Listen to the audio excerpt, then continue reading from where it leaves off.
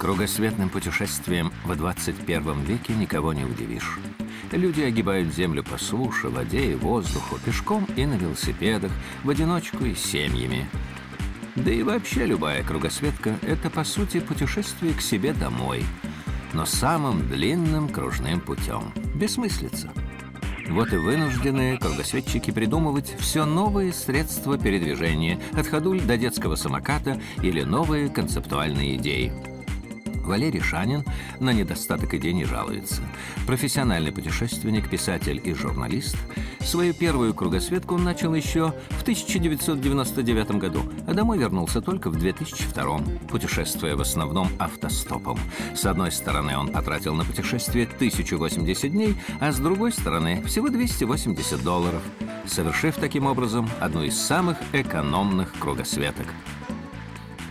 Уже через 5 лет у Валерия Шанина появилась новая идея. Что если экономить не деньги, а время?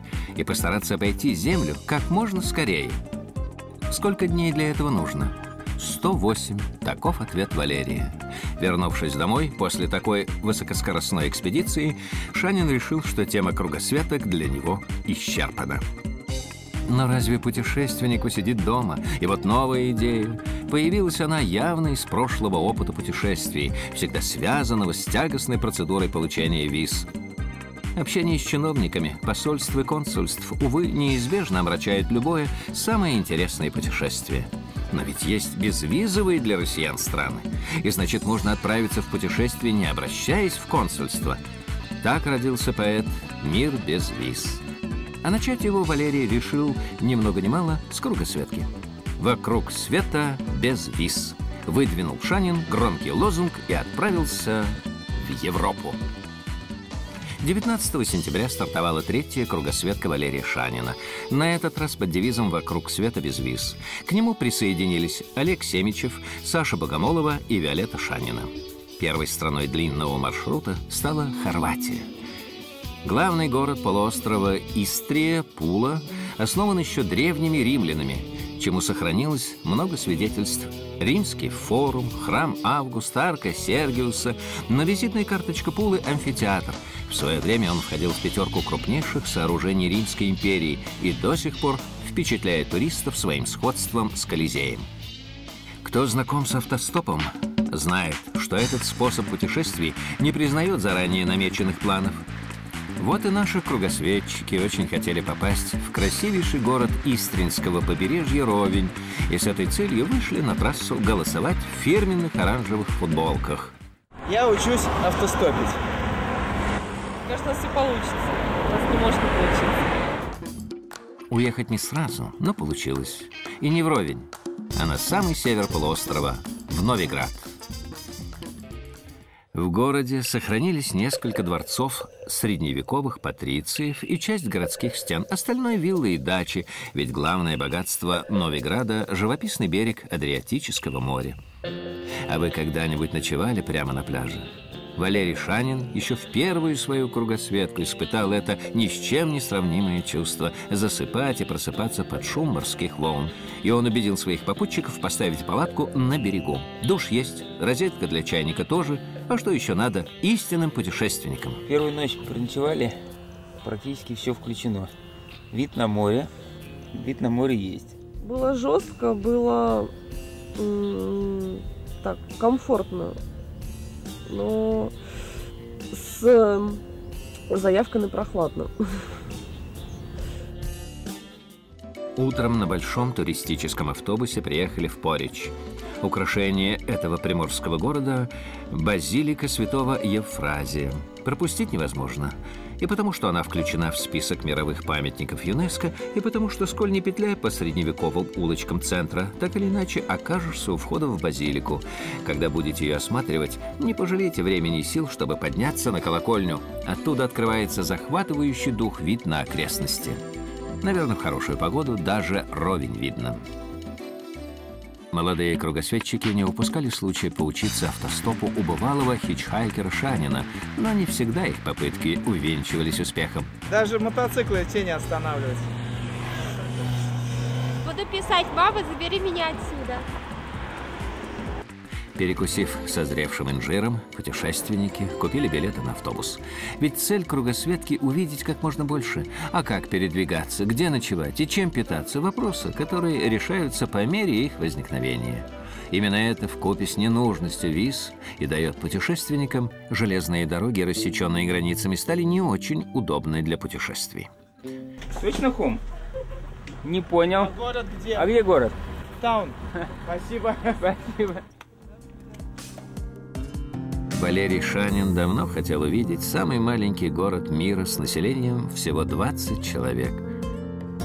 Но, видимо, рекордсменом городок был не всегда. По крайней мере, местный собор рассчитан явно на пару сотен прихожан.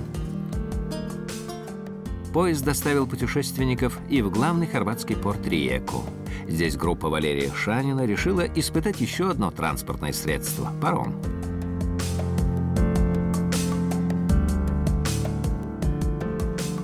Так, за 1,5 часа можно попасть из Риеки на остров Раб. Свою репутацию самого солнечного места Европы остров Раб подтвердил вполне. За целый день путешественники осмотрели бесчетное количество храмов, колоколен, замков и дворцов. А вот ни одного облачка на небе действительно не видели. Красота! Не знаю, почему только рабом обозвали. Вернувшись паромом на материк, кругосветчики отправились к одной из главных достопримечательностей Хорватии – Плитвицким озерам. Причем доехали в доме на колесах или кампере, как их называют в Европе.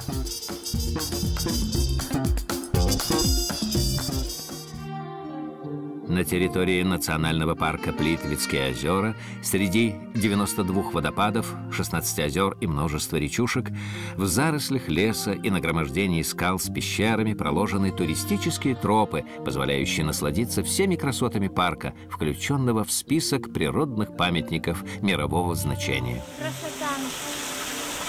Ощущение захватывающей, высота и голубые озера вновь. Если вы попадете в Хорватию всего на один день, стоит провести его именно на Плитвицких озерах.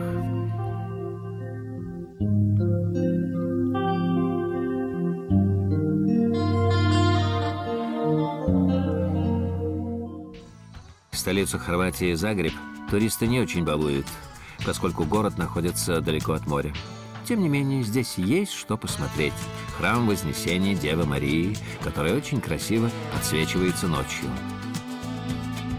Каменные ворота.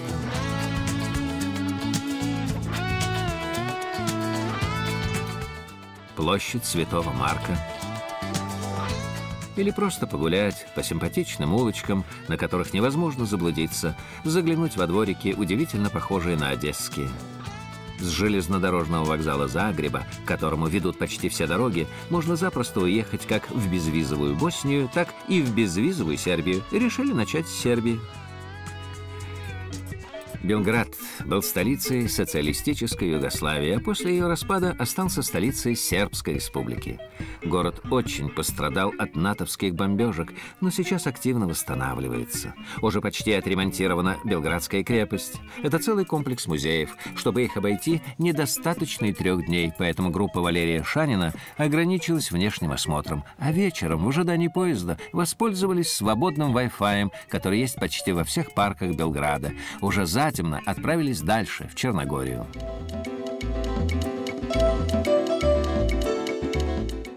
В пустующем здании автовокзала пограничного черногорского села Биело Поле удалось зарядить мобильники и ноутбуки.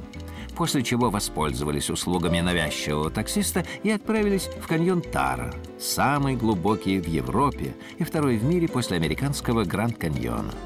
Скалистые берега каньона связывает мост Джурджевича. Он 366 метров длиной и почти 40 метров высотой. С него весь каньон Тара виден как на ладони. Прямо у моста находится кемпинг, хозяин которого с приятным славянскому уху именем не только угостил путников сливовицей, местным самогоном, но и разрешил поставить палатку на территории кемпинга, так что кругосветчики смогли сделать паузу и провести воскресный день в живописном месте.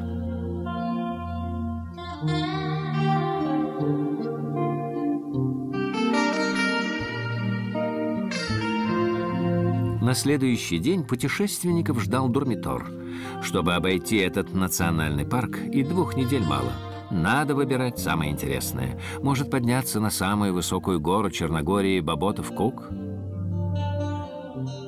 Но решили осмотреть знаменитую ледяную пещеру на пике Облаглава. Подъем на пик занял больше и времени, и сил, чем предполагали путешественники. До ледяной пещеры добрались уже к вечеру. Решили тут и заночевать. А утром проникли, наконец, в пещеру, чтобы побродить среди таинственно мерцающих ледяных сталактитов.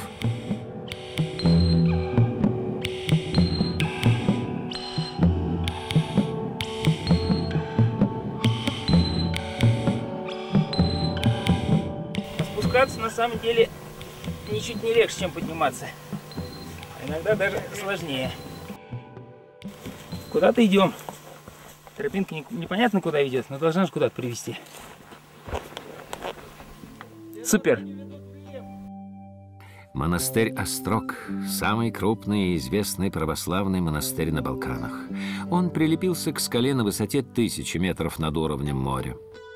В монастыре есть комнаты для паломников, где можно переночевать, поужинать, зарядить аккумуляторы. Валерий Шанин, Олег Семичев, Саша Богомолова и Виолетта Шанина, конечно, воспользовались монастырским гостеприимством, а утром, проснувшись под колокольный звон, двинулись прямиком в бар. Нет, не в питейные заведения, а в старинный город на Адриатическом побережье. В баре закончилось путешествие самой молодой участницы кругосветки Виолетты Шаниной. Она вынуждена была вернуться домой. Учеба. И цитадель в старом баре путешественники осматривали уже втроем. Сейчас сушим спальники и бежим на море.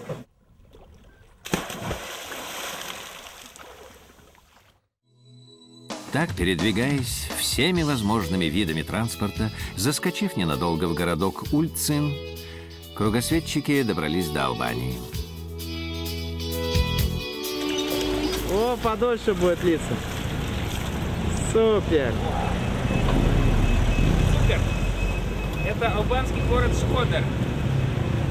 Техника. На грани фантастики. Миновав несколько городов и городков, осмотрев амфитеатр в древнем Дуросе и замок Скандербега в Круе, путешественники замкнули албанский круг и вернулись в Черногорию.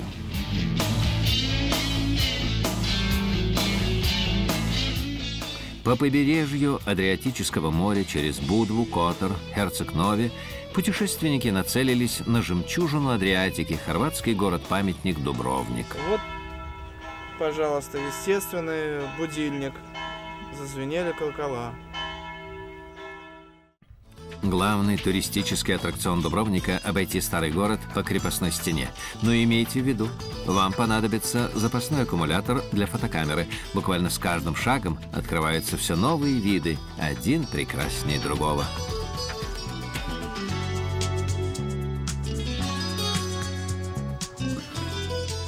В Боснию с российским паспортом без визы можно въехать только транзитом на 3 дня.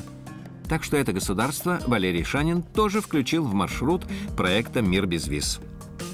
Транзит так транзит, и путешественники пересекли страну через столицу Боснии Сараево и город Мостар с его знаменитым мостом.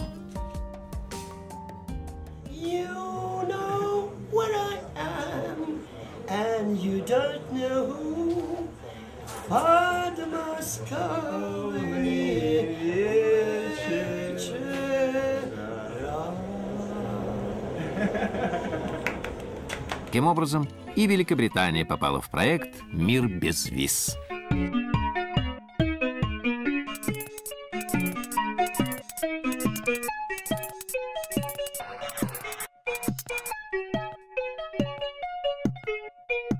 Рассказывать о достопримечательностях Лондона – занятие неблагодарное.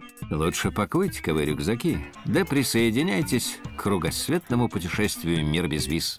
Но торопитесь, потому что Валерий, Саша и Олег уже покидают Европу и торопятся дальше. Их ждет Африка. Первый Европейский этап кругосветки «Мир без виз» продолжался 3 недели. И вот из лондонского аэропорта Валерий Шанин, Саша Богомолова и Олег Семичев вылетели на другой континент, чтобы продолжить путешествие вокруг света по безвизовым странам. Чтобы попасть в Марокко, достаточно заполнить простую анкету. И вот, вуаля, и вы попадаете в Африку. А мы в Африке. Желтой жаркой Африки. Правда, в северной части ее. Саня спит. 12 часов ночи, мы в аэропорту Марракеша, у нас нет ни отеля, ничего. Классно. Мы идем пешком опять. Супер. Супер. Отлично. В Марракеше полным-полно гостиниц, больших и совсем крохотных, а сам город похож на бесконечный базар. В полдень кругосветчики на рейсовом автобусе двинулись в восточную, пустынную часть страны, отделенную от зеленого запада Атласскими горами.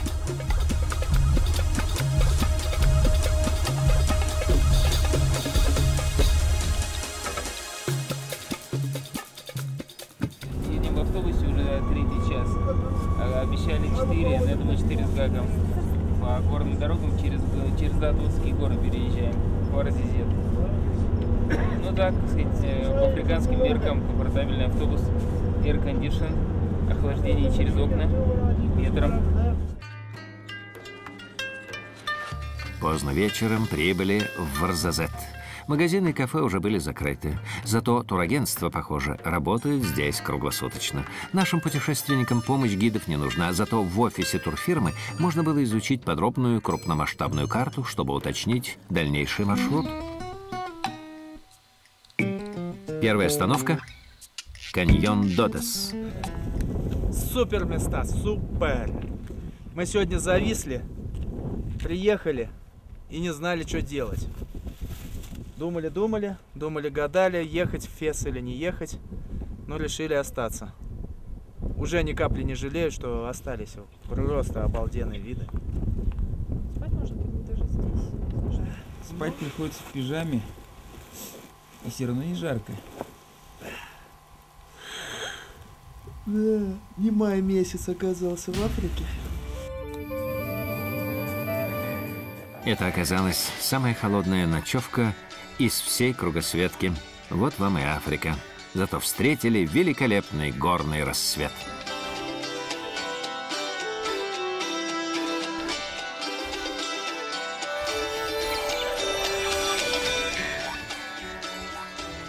Позавтракали в берберском доме настоящим марокканским чаем со всеми полагающимися церемониями. Окей. Бисмилля. Шукран. Камерамен. Камерамен.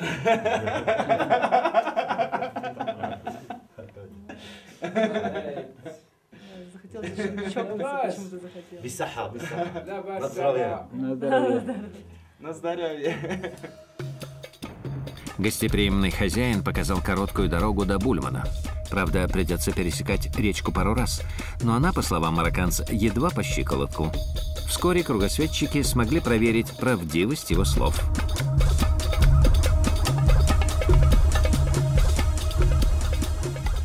Ой, вот вам африканская река. Марокко, блин, в грязи, в воде, мокрые по самой не балуй. Супер. Экстремальный переход окончился благополучно, и ночным автобусом путники выехали в священный город Фес. Медина, то есть старый город Феса, включен в список памятников мирового значения.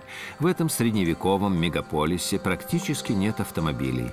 Им просто негде разъехаться в лабиринте узких улочек. А главную достопримечательность Феса, Красильную Кош, можно увидеть только с крыши или балкона.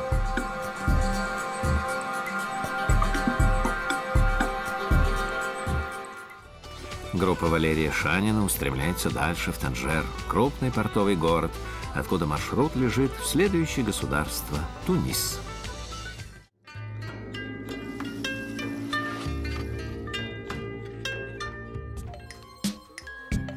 Когда говоришь о Тунисе, всегда нужно уточнять, говоришь о стране или о ее столице, поскольку они тезки.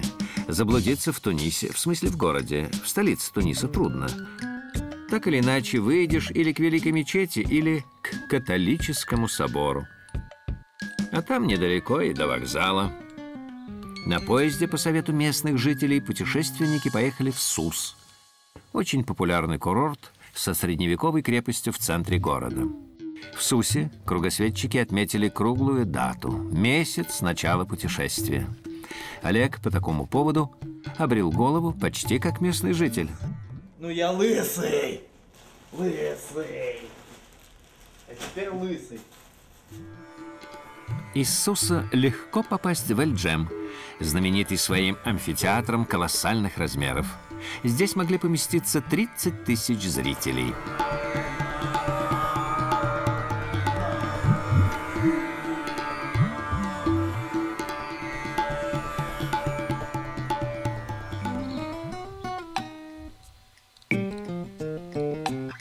Следующий город – Сфакс, центр которого Медина окружен древними стенами.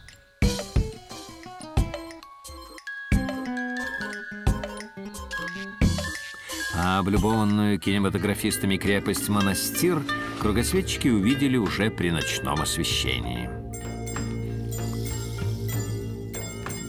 Туазар – настоящая столица фиников. Здесь растут около 400 тысяч финиковых пальм. Сасибо. Сасибо. Сасибо. Са, но.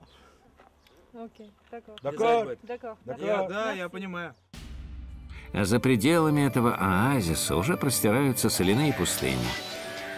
Но Валерий, Саша и Олег мечтали попасть в Карфаген. И потому снова вернулись в столицу, откуда до Карфагена можно доехать на обычном трамвае. Ну как трамвайчики? Трамвайчик супер просто. Напоминает, конечно, наш метро. Ну такой полубомжовый вариант. Переночевав в бело-голубом Сиди-Бусаиде, пригороде Туниса, утром путешественники попали на родину Ганнибала. Карфаген был когда-то самым большим и сильным городом Средиземноморья, который во II веке до нашей эры римляне разрушили до основания. Но и сегодня руины легендарного города занимают поистине огромную территорию.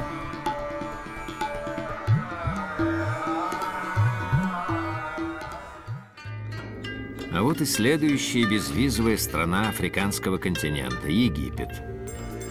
В центре Каира познакомились с Махмудом, который работал инструктором по дайвингу и выучил английский, а сейчас живет, по его словам, в крохотной деревушке Гизи, в которой только и есть что пирамиды, до 2 миллиона жителей.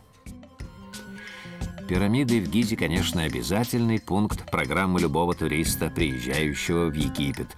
Сотни раз виденные по телевизору, живьем эти таинственные сооружения все равно поражают.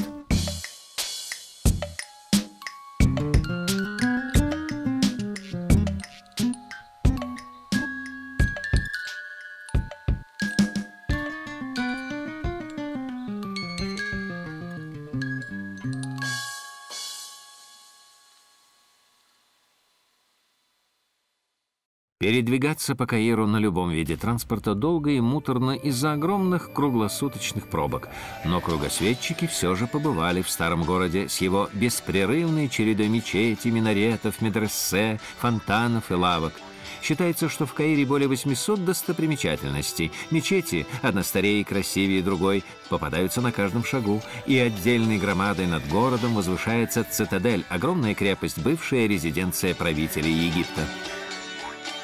Что ж, пора двигаться дальше, на юг страны, в Асуан. Передвигаться по Египту не так просто. Страна практически на военном положении. Поезда опаздывают, билетов в кассах нет. И все же кругосветчикам удалось попасть на поезд. Правда, половину пути пришлось ехать в вагоне-ресторане из-за отсутствия мест. За окном градусов 35, а в поезде все так же холодно. Сидим, греемся своими силами. Такими, например. Утро встретили горячим египетским чаем каркаде, угостив и местных пассажиров. Мы наконец-то приехали в Асуан. Мы ехали 20 часов вместо 13. Мы уже сошли с ума в поезде и думали, что это никогда не закончится. И мы здесь. В Асуане встретили бывшего соотечественника. Во время дальних странствий это всегда приятно. Зовут меня Александр Шнайд. Я родился в Казахстане и 20 лет назад уехал в Германию, живу в Германии и встречаю таких людей, как вы. Здорово. Привет всем. Спасибо. А утром вставать пришлось в 3 часа. Из Асуана в Абу-Симбл к знаменитому храму Рамзеса II можно попасть только под военным конвоем в составе организованной группы. После строительства Асуанской плотины храм должен был оказаться на дне рукотворного моря, но силами международной команды инженеров и при финансовом участии нескольких стран, России в том числе, сооружение удалось поднять на безопасную высоту, повторив, по сути, гигантский труд древних строителей. Храм Рамзеса II можно снимать снаружи, пока, сказать, вот рука не отсохнет.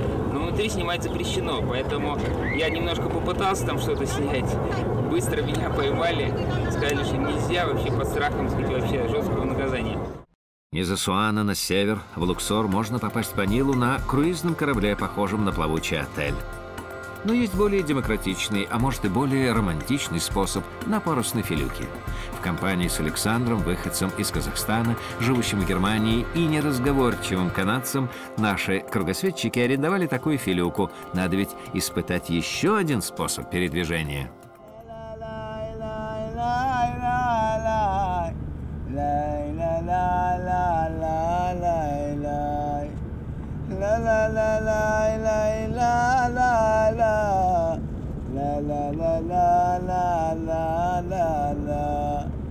حبي معاك طال والدمع في عيونها طال حبي معاك طال والدمع في عيونها طال. Скрип снастей, плеск волн, да местные напевы сопровождали путешественников. И впервые в жизни ночевать им довелось не в палатке, не в отеле, а на парусной филюке. Храмы Эдфу и Ком-Омбо совсем юные по египетским меркам. Они построены всего лишь в I и III веке до нашей эры, а потому сравнительно хорошо сохранились, но, конечно, проигрывают в конкуренции грандиозному храмовому комплексу в Карнаке.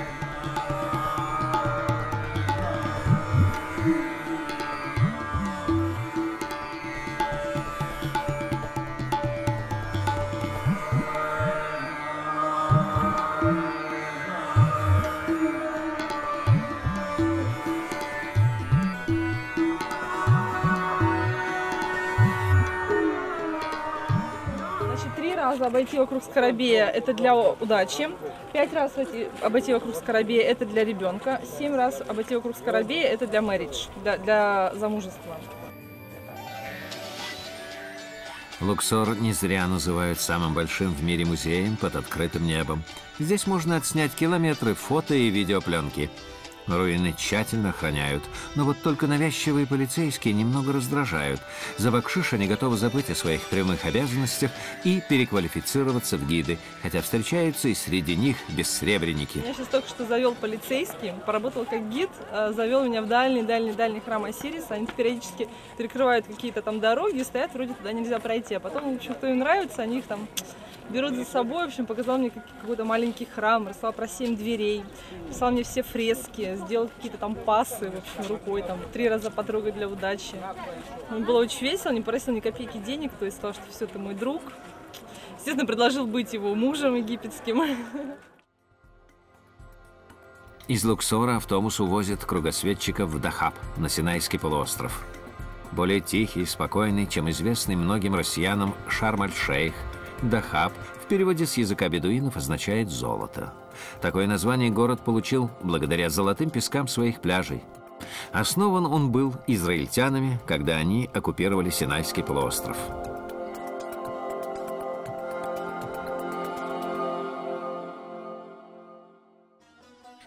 Египетский порт Нувейба и иорданский порт Акаба связывает паром. Какой-то час и вы уже не в Африке, а в Азии. Но час – это только в теории.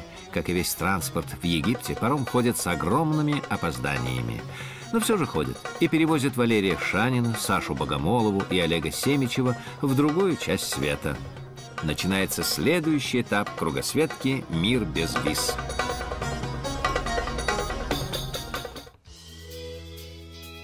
Переправившись на пароме с египетского берега на Иорданский, участники экспедиции «Вокруг света без виз» Валерий Шанин, Саша Богомолова и Олег Семичев закончили второй африканский этап кругосветки и начали путешествие по Ближнему Востоку.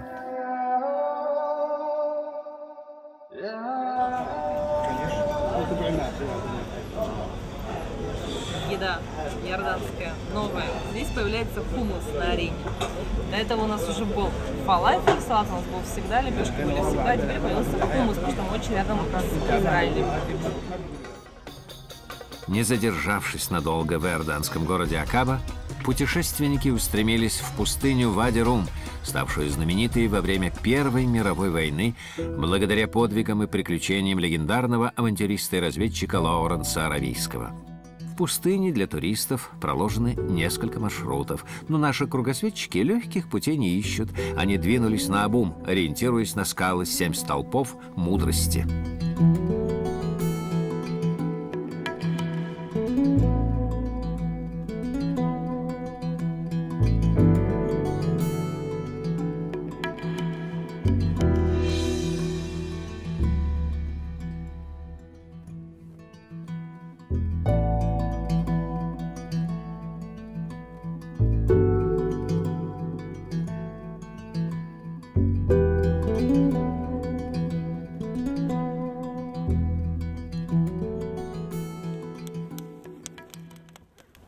Разожгли костер в заповеднике.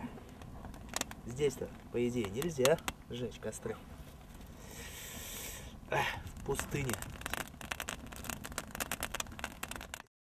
По песку ходить, конечно, сложно, но зато ощущение настоящей пустыни. И мышцы разрабатываются, мышцы. Неудивительно, что пустыня Вади-Рум неоднократно становилась съемочной площадкой для голливудских блокбастеров, до того живописной и разнообразной ее пейзажи. Но, увлекшись ландшафтной фотографией, нельзя забывать, что находишься в самой настоящей пустыне, где легко и заблудиться.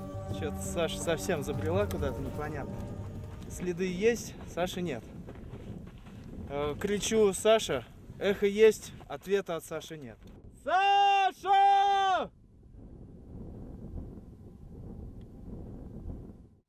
2,5 часа шли по следам. 35 минут. Впрочем, Вади-Рум, конечно, не Сахара, и жизнь здесь кипит за каждым барханом.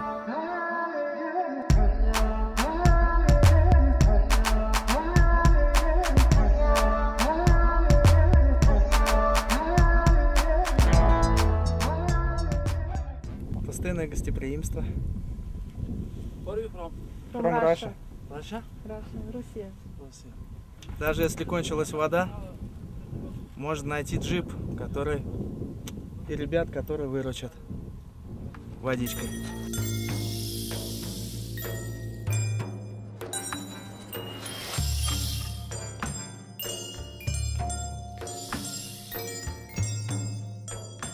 Последний глоток, допиваем.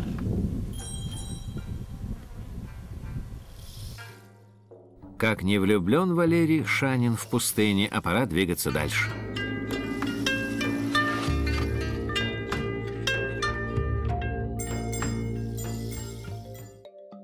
Главная достопримечательность Иордании, да и всего Ближнего Востока, конечно, Петра. Как называли город сами построившие его набатеи, неизвестно. До нас дошло лишь греческое название Петра, что значит «камень». Набатеи вырезали свои колоссальные храмы и гробницы прямо в толще красно-розовых скал. Римские здания, построенные вокруг, почти полностью разрушены землетрясениями, а розовые скальные храмы по сей день поражают туристов.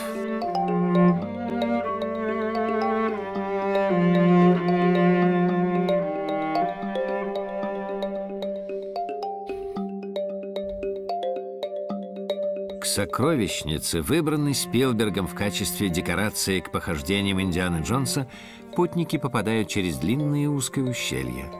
А дальше начинаются руины города с амфитеатром, дворцом жертвоприношений и множеством вырубленных в скалах гробниц.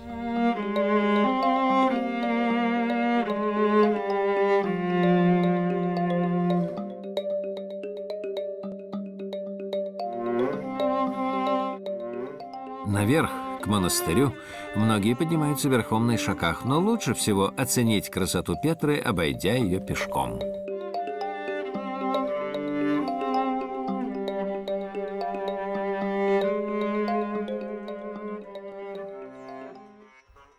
От городка Эш-Шобак до замка Монтреалис всего несколько километров. Замок был воздвигнут крестоносцами и при всей своей неприступности был захвачен армией Саладдина.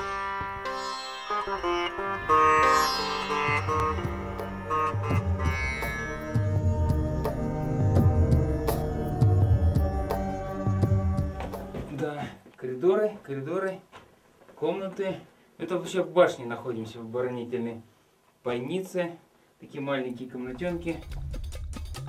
Побродив по лабиринтам замка, кругосветчики спустились с горы и познакомились с местным жителем, который не только угостил их чаем, но и показал свою коллекцию старинных монет, собранную им собственноручно с помощью старенького металлоискателя.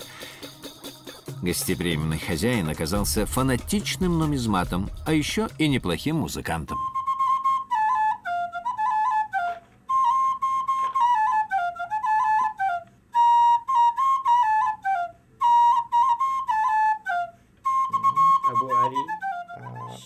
Abu Ali, Shobak Castle, Jordan, Shobak Castle, Castle, Jordan. Путешествовать по Иордании и не заехать на Мертвое море, конечно, невозможно. Мертвое море на самом деле озеро, но необычное. Во-первых, расположено оно на 420 метров ниже уровня Мирового океана, а во-вторых, это самый соленый водоем планеты. Здесь просто невозможно утонуть. Можно читать газету прямо лежа на воде. А вот после купания, при всем его оздоровительном эффекте, хорошо бы принять душ. Кругосветчики познакомились с тремя приятелями — Саудом, Саламом и Махмудом, которые сначала отвезли путешественников на гору Неба, откуда, по преданию, пророк Моисей узрел землю обетованную. А сегодня здесь можно узреть достопримечательности, разделенные 14 веками, византийские фрески и современный авангардный крест.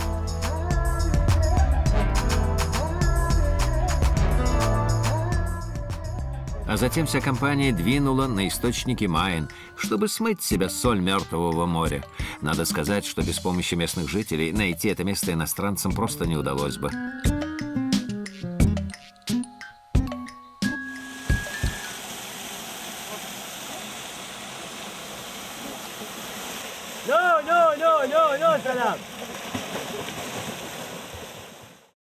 Саид, Салам и Махмуд довезли кругосветчиков до города Эс-Салт, откуда рейсовым автобусом можно выехать в Сирию. До отправления автобуса путешественники успели побывать в церкви Святого Георгия.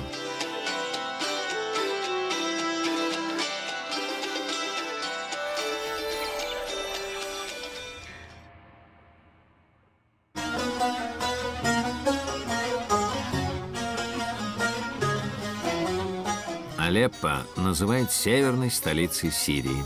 Это один из древнейших городов мира. По преданию, здесь жил пророк Авраам. Так что старый город в Алеппо действительно очень-очень старый.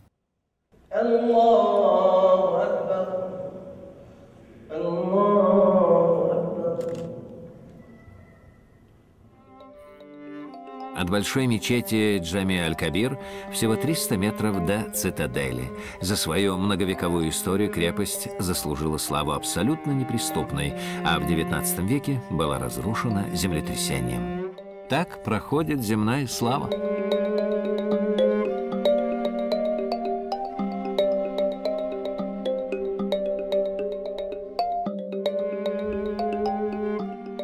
Алеппо повезло. В в нем до сих пор живут, а вот от его ровесника, города Эбла, остались лишь руины, хоть и очень живописные.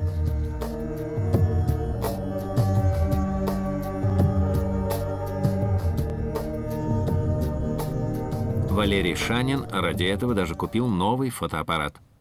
Вот Валерий купил фотоаппарат, я купила мышку. У нас сегодня 3 повода. Фотоаппарат, мышка и 1/5 маршрута. Мне кажется, Понятно. это важно. Я предлагаю заночевать на руинах.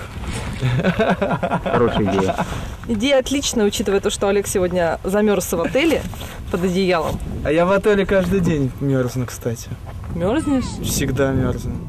С твердой решимостью отметить пройденную 5-ю часть кругосветного маршрута ночевкой в древних руинах, Валерий, Саша и Олег отправились в еще один исторический город Афамию. Там мы познакомились с Мусабом Хамади, преподавателем английского и начинающим писателем. Мусаб уже встречался с путешественником из России Антоном Кротовым и с гордостью показал его книгу с автографом. А на руинах новое знакомство. Пожилой охранник Абдул-Саид, как водится, угостил путников чаем. Чай.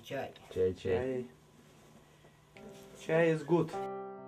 Дал кров, а утром провел по руинам, показав то, что скрыто от глаз обычных туристов, тайные ходы и засыпанные землей фрески.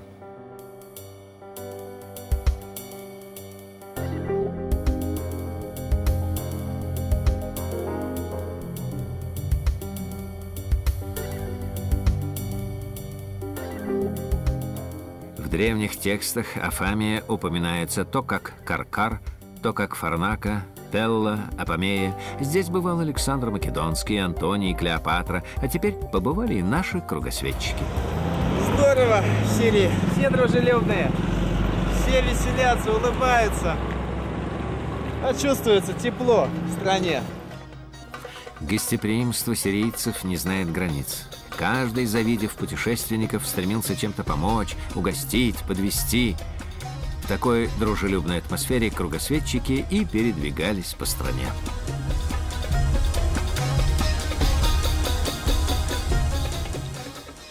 Крепость Масиаф знаменита тем, что в эпоху крестоносцев здесь находилась секретная школа террористов-самоубийц из секты исмаилитов.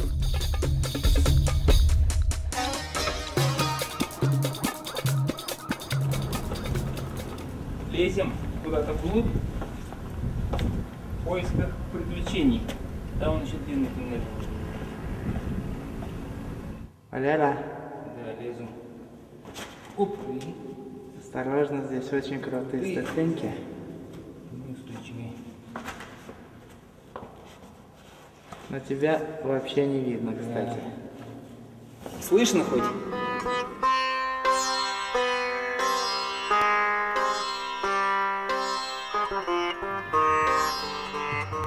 Замок Краг-де-Шевалье в XI веке рыцари-госпитальеры превратили в самое мощное сооружение на Ближнем Востоке, образец фортификации. Даже Саладину не удалось взять крепость.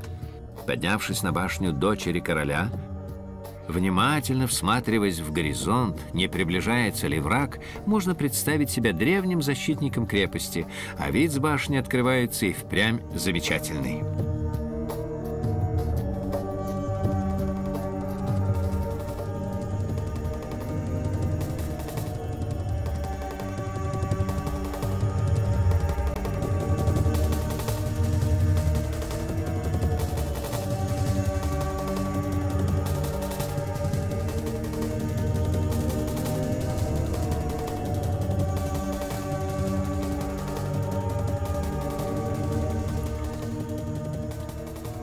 Двигаясь по Сирии с севера на юг, логично было завернуть и в безвизовый для россиян Ливан, что и сделали наши путешественники. Триполи. Ливанцы называют его Трабулюс. Второй по величине ливанский город, крупнейший порт и торговый центр севера Ливана. Несмотря на разрушения, причиненные продолжительной гражданской войной, исторический центр города неплохо сохранился.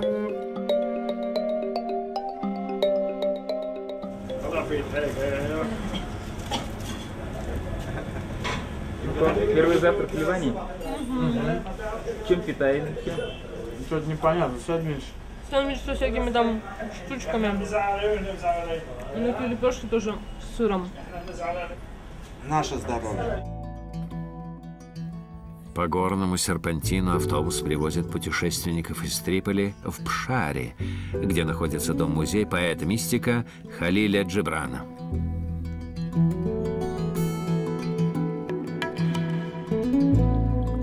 Желание спуститься в живописную долину Кадиша привело кругосветчиков на маленькую электростанцию, которая на эту ночь стала для них отелем. Доброе утро, страна. В долине Кадиша зародилась христианская секта маронитов. Множество их скальных церквей и пещерных часовен занесены в список мирового наследия ЮНЕСКО. Тем не менее, большая часть земель частная и принадлежит Раймунду Юнаню, который недавно вернулся из Австралии на историческую родину и, наконец-то, открыл долину для свободного прохода.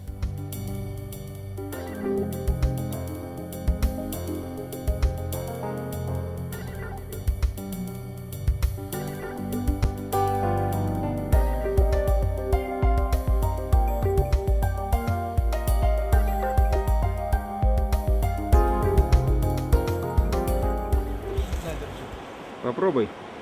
Да, может, кислушка. Ну как? Вкуснота.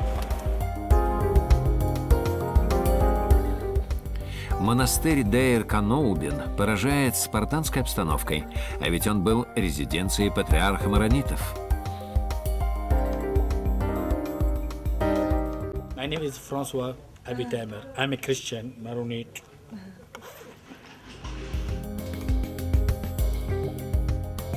Из долины Кадиша в долину Бекаа дорога проходит мимо рощи знаменитых ливанских кедров.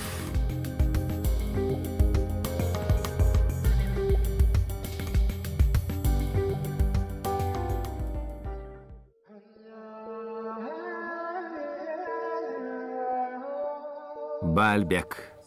Во времена Римской империи город назывался Гелиополис, город солнца.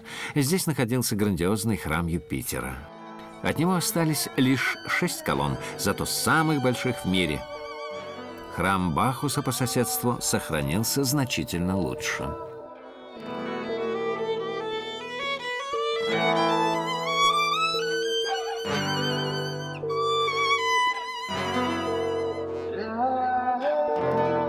Валерий Шанин планировал в тот же день вернуться в Сирию, но не тут-то было.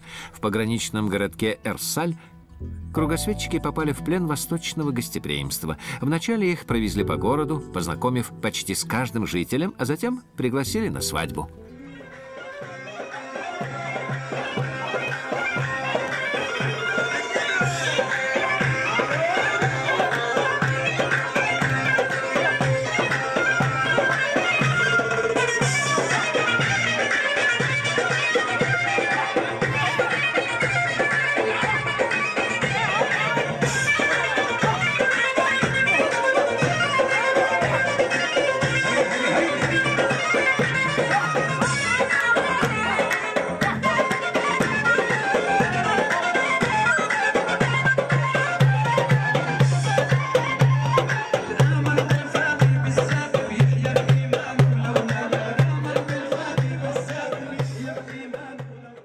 Общаться с местными жителями немного помогли доктор, который учился в Минске, и его жена белоруска. Как, нравится?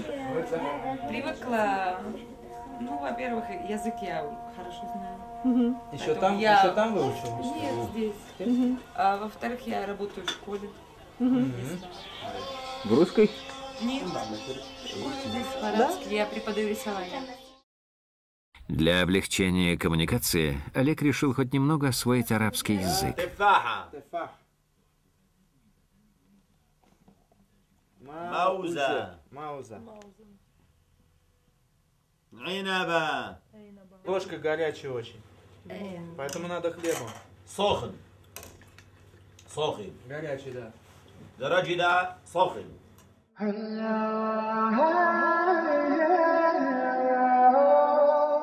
В сирийскую Хаму кругосветчиков подвез Муса, доктор богословия и археологии, который взял путешественников под свою опеку, угостил обедом, устроил ночевать к друзьям, а потом довез почти до самого Дамаска, показав по пути Нории огромные деревянные колеса, качающие воду из реки.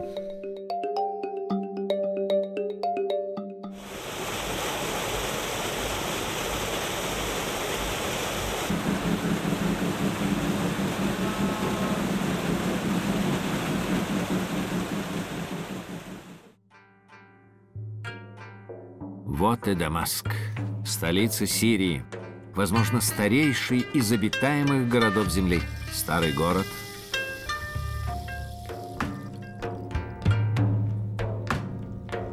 мечеть Омейядов,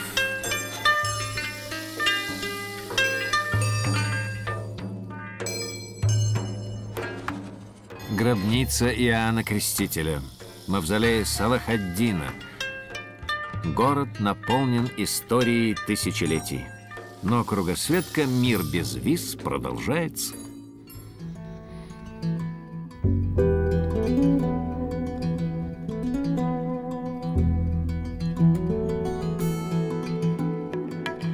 Ну вот, попали в женский монастырь Святой Феклы в Малюе. Поселили нас в кельях монашеских, как положено. Переночевав в женском монастыре Святой Феклы, одной из первых христианских святых, кругосветчики двинулись в мужской монастырь Мармуса. Правда, дорогу туда даже местные жители плохо знают.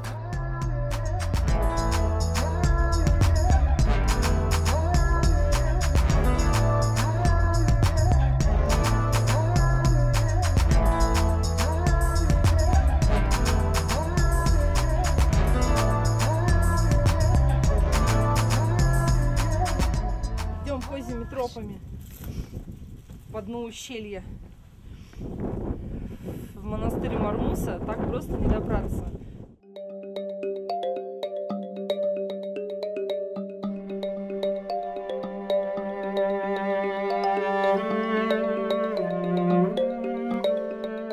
В монастыре как раз отмечали день рождения настоятеля, итальянца отца Паоло.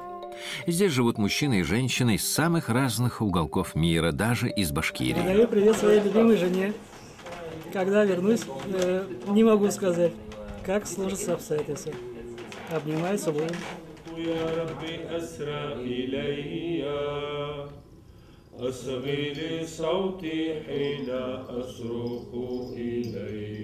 Христианскую мессу служат на арабском, а в самой атмосфере монастыря есть что-то и от хиппианской коммуны, и от индийского ашрама.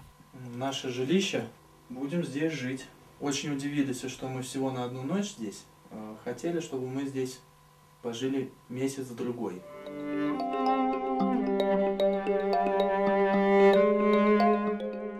Здесь действительно хотелось остаться подольше или хотя бы вернуться еще раз.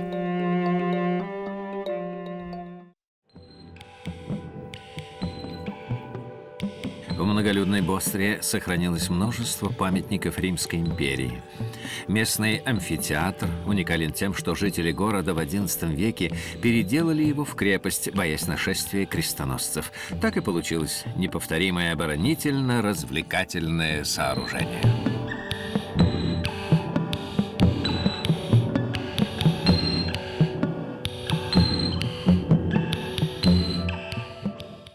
Из Сирии кругосветчики снова переместились в Иорданию, но лишь для того, чтобы из аэропорта Омана вылететь в Бахрейн, последнее ближневосточное государство на маршруте вокруг света без виз. Бахрейн не самое популярное у россиян место. Мало кто знает даже, что это государство-остров. Причем остров совсем небольшой, как поняли наши кругосветчики, изучая карту. Государство, разбогатевшее когда-то на жемчуге, а теперь на нефти, по контрасту с предыдущими странами поразило роскошью небоскребов, таких как двойная башня Всемирного торгового центра. Единственное историческое сооружение столицы Манама-Сити – португальский форт, и то выглядит только что отстроенным.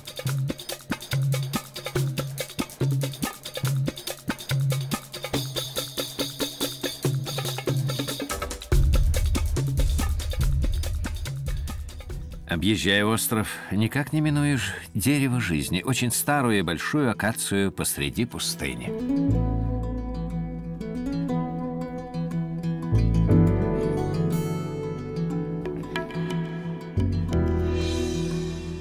Да еще стоит заглянуть в деревню Гончаров, убедиться, что горшки обжигают не боги.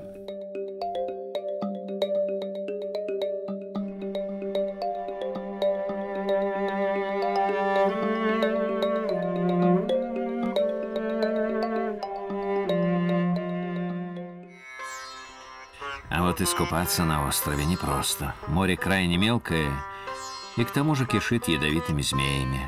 До отлета кругосветчики успели побродить по руинам форта Арат, а вечером попрощались с Ближним Востоком и вылетели на остров Шри-Ланка, закончив третий этап экспедиции вокруг света без виз.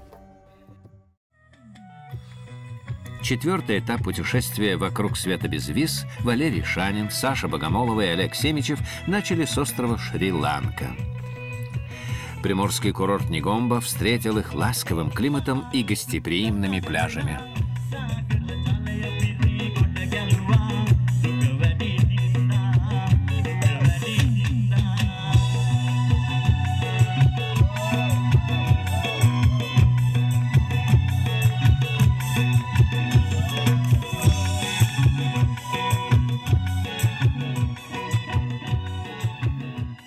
Несколько дней кругосветчики провели, купаясь в океане и дописывая статьи о первых этапах кругосветки по безвизовым для россиян странам Европы, Африки и Ближнего Востока.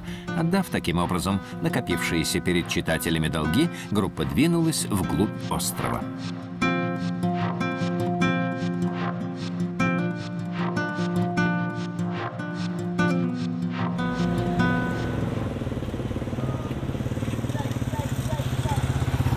Автобусное сообщение на Шри-Ланке удобное и недорогое. Золотой Будда в городе Дамбула претендует на звание самого большого. Так это или нет, в любом случае, стоит увидеть эту 30-метровую статую.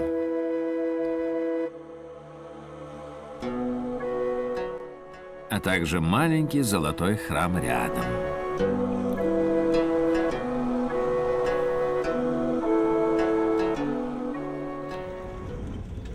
Из Дамбулы снова на автобусе легко добраться до Сигирии, Львиной горы, на вершине которой в V веке был сооружен уникальный дворец-крепость. Колоссальные руины крепости занесены в список мирового наследия ЮНЕСКО. По пути к кругосветчикам присоединилась путешественница из Италии.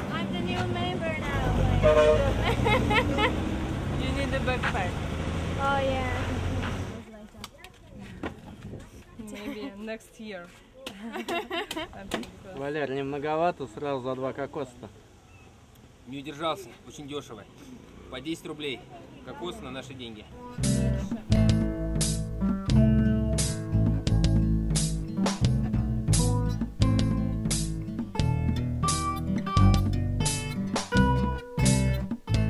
Еще один памятник мирового наследия — руины Полонаровы.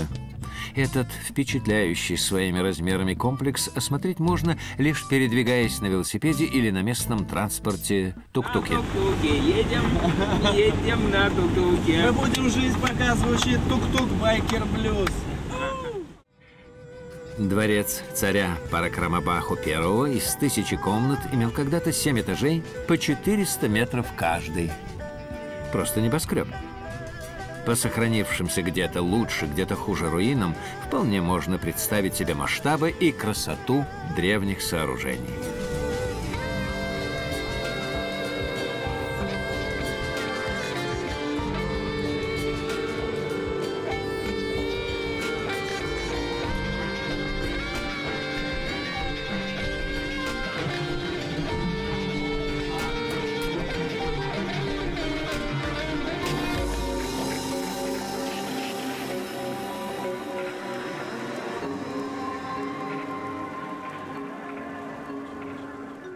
В таком месте Валерию Шанину и свой день рождения было вдвойне приятнее отметить.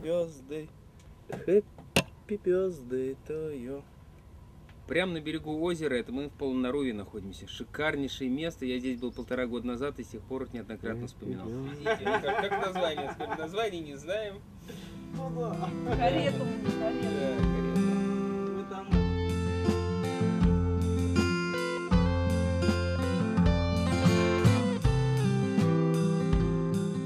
Дальнейший маршрут вел кругосветчиков на восточную часть острова. Логичнее всего переехать туда на поезде. По железной дороге кругосветчики попали в Батикалоа, город, прославленный легендами о неких таинственных поющих рыбах. Приехали в Батикалоа, на восточное побережье Шри-Ланки. Куда? Батикалон? Батикалоа. Пойдем смотреть сейчас фонтан с русалками, а потом пойдем слушать рыб.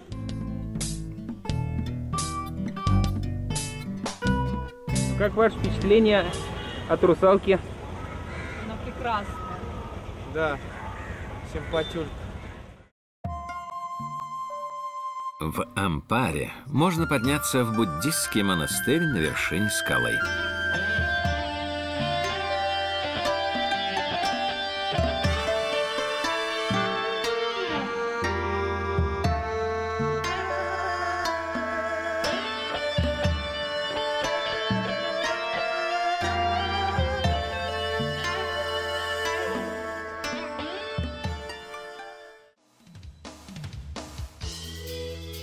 Валерий, Саша и Олег движутся дальше и выше, в горную часть острова. В 7 километрах от города Бадула находится пусть не самый высокий, но, возможно, самый живописный водопад Шри-Ланки Духинда.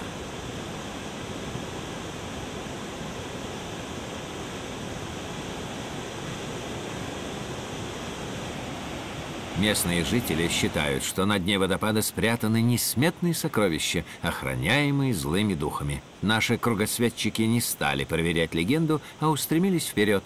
Их ждали горные тропы.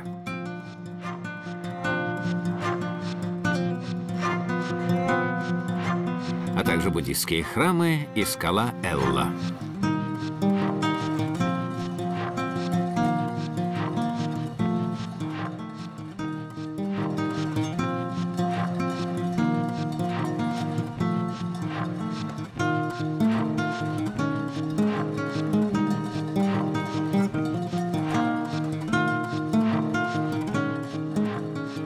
Здесь тоже есть свои злые духи, пиявки-кровопийцы. Так что кроссовки в целом полезнее, чем сандалии. Они все-таки хоть какую-то часть пиявок отбивают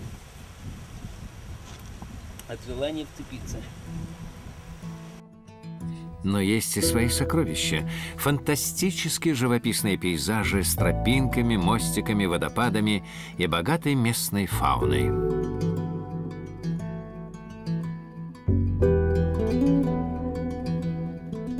Но главное сокровище Шри-Ланки, без сомнения, его зеленое золото – цейлонский чай.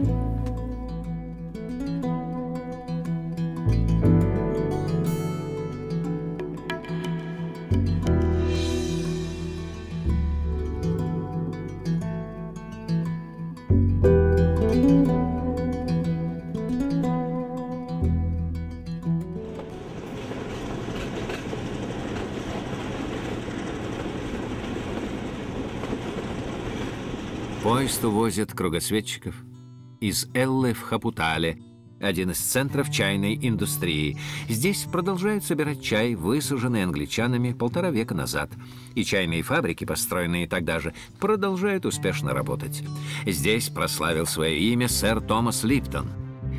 Не только чай, но и смотровая площадка, с которой открывается вид чуть ли не на полуострова, носят имя Липтона.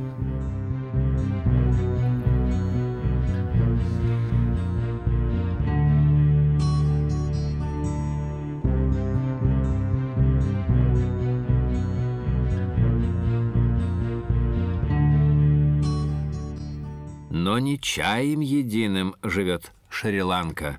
Нельзя покинуть остров, не поднявшись на его самую знаменитую вершину – пик Адама. Большинство паломников отправляются на вершину из деревни Далхуси и выходят ночью, чтобы встретить на пике Адама рассвет. Так поступили и наши кругосветчики. Ночью тропа подсвечивается. Здесь можно остановиться на площадках, попить чаю, даже принять душ. Преодолев около 5000 ступеней и поднявшись на вершину, можно как минимум полюбоваться восходящим светилом и открывающейся панорамой, а как максимум ощутить близость рая.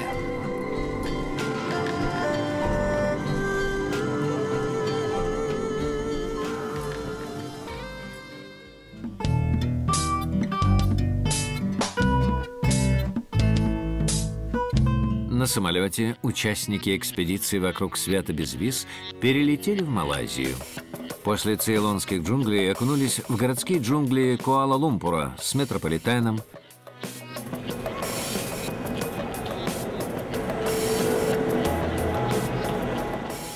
башнями-близнецами Петронас, колониальной архитектурой площади Независимости.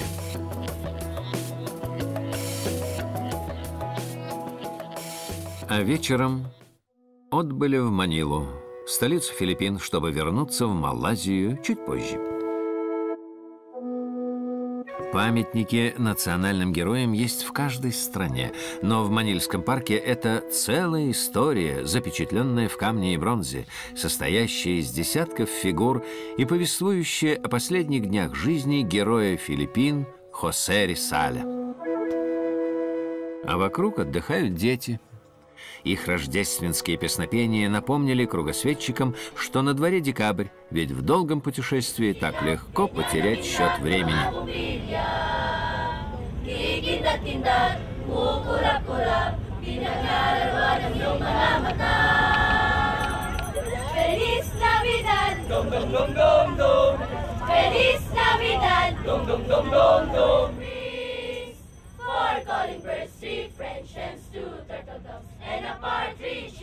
Время не позволяет участникам экспедиции расслабиться и подгоняет их на север острова Лусон, сначала на автобусе, затем на такси, в городок Сагадо с его знаменитыми пещерами. Большинство пещер – это древние захоронения, уставленные деревянными гробами и усыпанные костями. Но в самой большой, великой пещере можно побродить по подземной реке и почувствовать себя настоящим спелеологом. Ну как? Страшно. Не страшно, просто ничего не видно. У нас плохие фонарики, а там пищат мыши, непонятно, куда идти.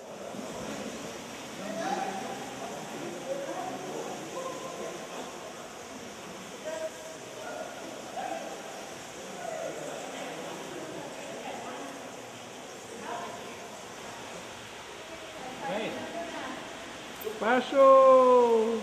Давай, давай, давай, давай, давай, давай, давай, давай. Отлично.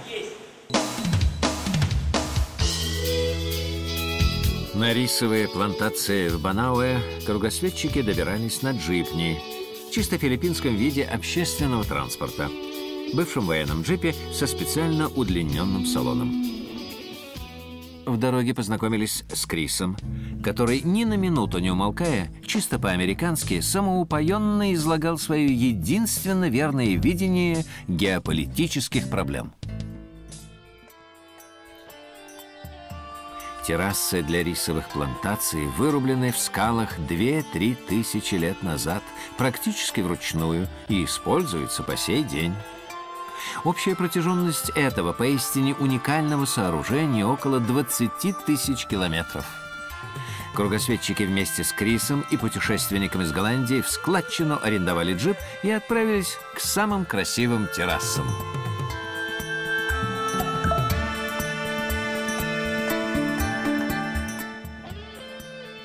Рисовые террасы в Батаде – ровесники египетских пирамид, и хоть не столь загадочны, но не меньше поражают своим масштабом и беспредельными возможностями человеческого труда.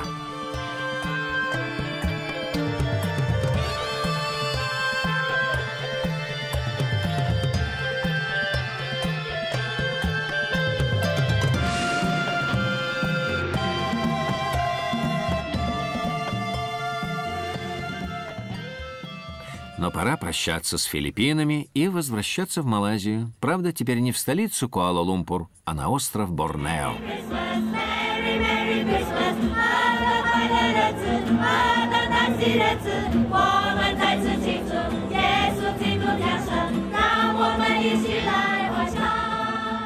Малайзия на сей раз встретила путешественников не только рождественскими гимнами, но и настоящей праздничной ярмаркой.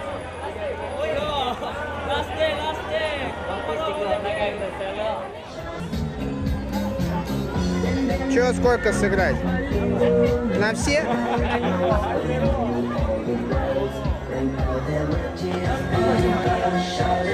Промазал. Колу не заработал. Пойдем отсюда. Рано утром Валерий, Саша и Олег покинули город Кота-Кинабалу, чтобы подняться на вершину горы Кинабалу. Восхождение с первого раза не удалось. Погода подкачала. Немножко, конечно, скользко, потому что мокро и влажно. Влажный тропический лес. Самые настоящие классические джунгли. Вон, кстати, тропинка вон туда.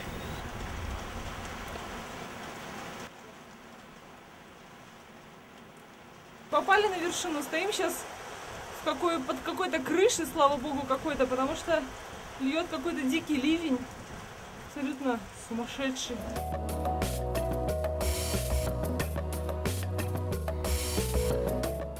На противоположной стороне горы находятся термальные источники Пуринг.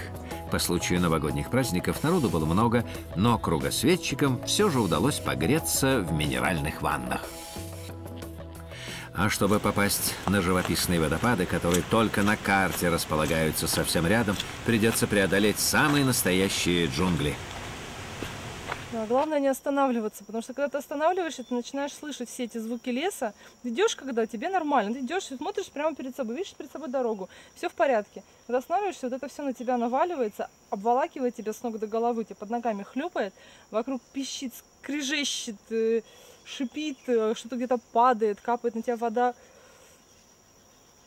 Зачем пошли, непонятно. Хотели джунгли, получайте.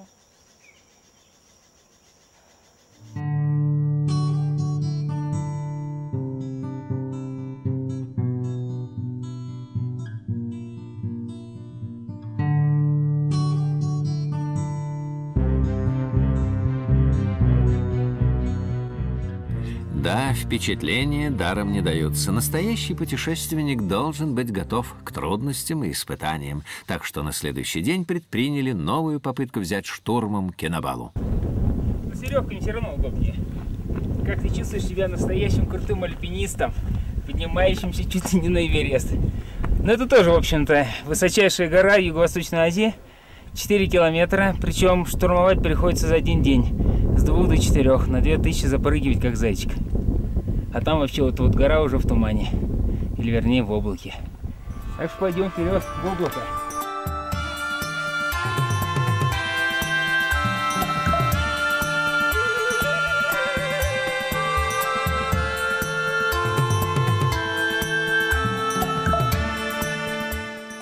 Несмотря на сырость, туман и дождь, второе восхождение оказалось удачным. Вершина взята.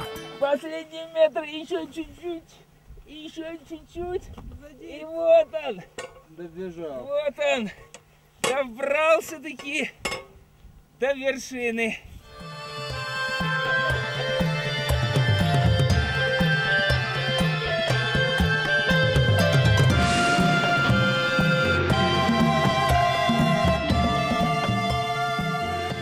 Используя все доступные средства передвижения, паром, самолет, автобус, кругосветчики двинулись по острову на юг, в направлении города Кучинг.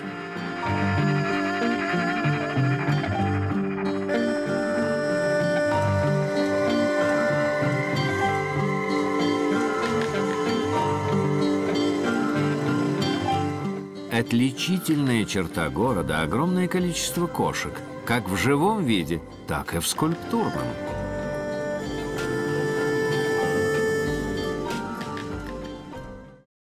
Из Кучинга участники экспедиции «Вокруг света без виз» Валерий Шанин, Саша Богомолова и Олег Семичев вылетели в Индонезию.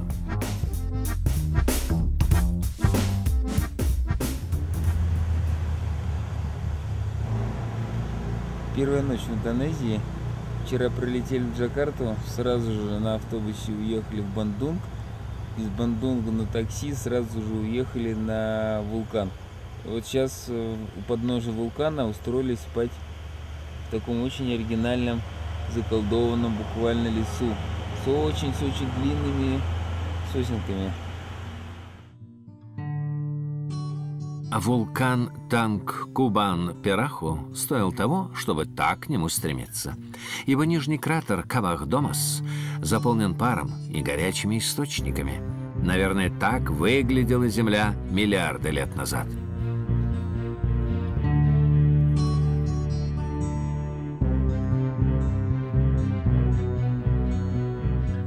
Верхний кратер Кавахрату заполнен в основном туристами, но, отойдя по тропе немного вглубь, попадаешь в девственный мир скал и облаков.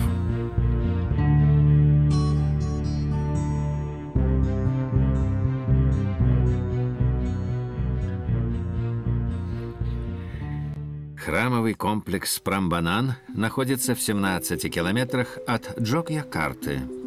Построенный в IX веке, через 150 лет он был разрушен землетрясением. Индуисты, признавая волю богов, не стали восстанавливать храмы. Реставрация началась лишь в XX веке, но через 50 лет новое землетрясение опять сильно разрушило Прамбанан, так что, возможно, это самый крупный памятник тщете человеческих усилий. Намереваясь подняться на еще один вулкан Мерапи, кругосветчики вернулись в город Джокьякарту. Питаемся местной едой. Маленькими шашлычками куриными с рисом.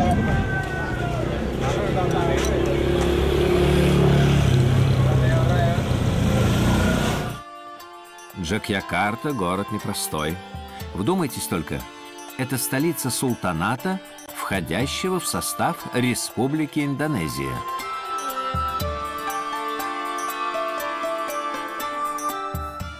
Вечером Валерий, Саша и Олег распрощались с насыщенной культурной жизнью Джокьякарты и выехали к вулкану.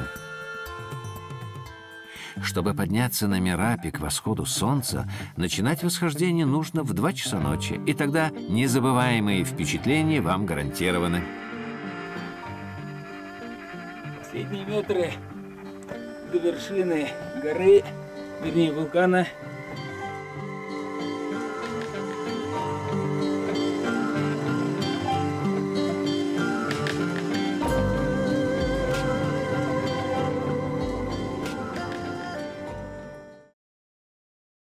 Следующий остров Индонезии, Бали, населен в основном индуистами. Соответственно, и главные достопримечательности здесь, ну, кроме популярных пляжей, конечно, это индуистские храмы.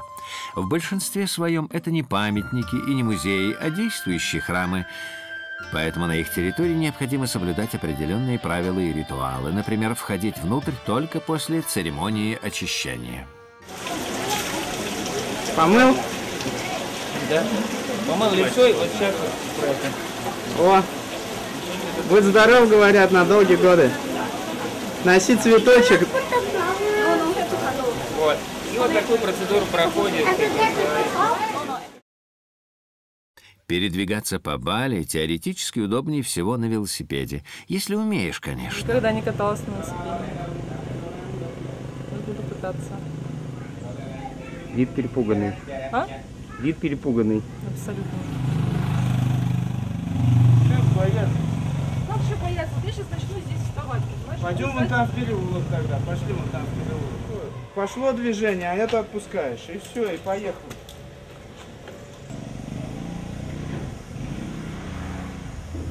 И если с погодой повезет.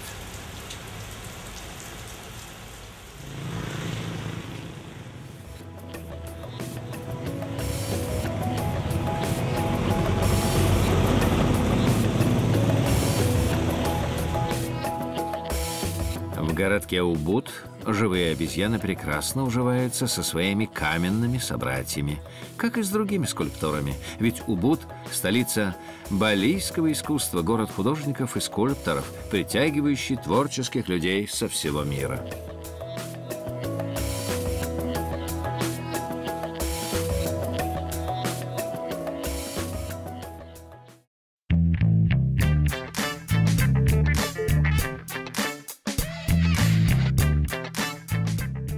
Для въезда в Сингапур российским туристам нужна виза, но транзитом, имея обратный билет, можно въехать и так, на 72 часа, не больше.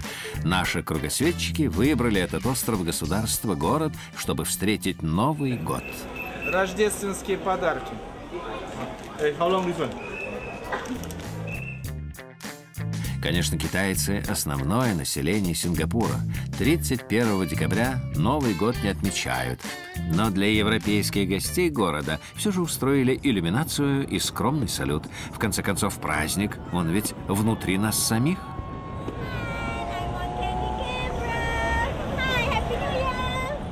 31 декабря началась подготовка к Новому году. Зашли поужинать в какую-то такую грандиозную китайскую забегаловку. Выбор огромнейший. Полчаса потратили, пока разобрали, что к чему. В результате взяли какой-то страшно острый суп. Его и есть-то невозможно. С каким-то тигром. С тигром, да. Сингапур – светское государство, но здесь прекрасно уживаются представители почти всех мировых религий.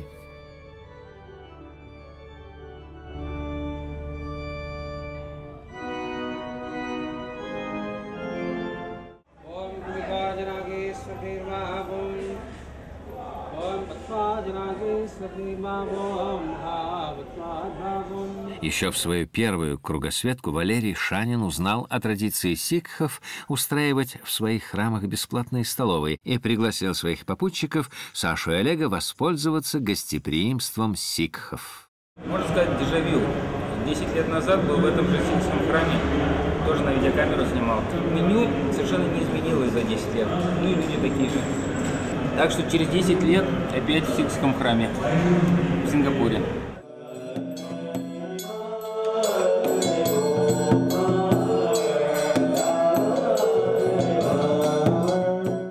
Иногда религии смешиваются в Сингапуре прямо в масштабах одного здания. В буддийском храме «Тысячи огоньков» можно увидеть и изображение индуистских богов, и колесо фортуны. Да и сама его архитектура крайне эклектична. А хлебосольством буддисты нисколько не уступят сикхам. Здесь наши кругосветчики попали на бесплатный обед. Не отвертеться нам теперь. Более через... Ну что, снова есть? Что делать? Вот тяжелая жизнь началась. Мы не успели, буквально час назад завтракали в сикхском храме, пришли чисто посмотреть китайский буддийский храм. Оказалось, попали на обед. Придется еще и обедать. Тяжелая жизнь путешественника. Вот так вот и страдаем. Вот.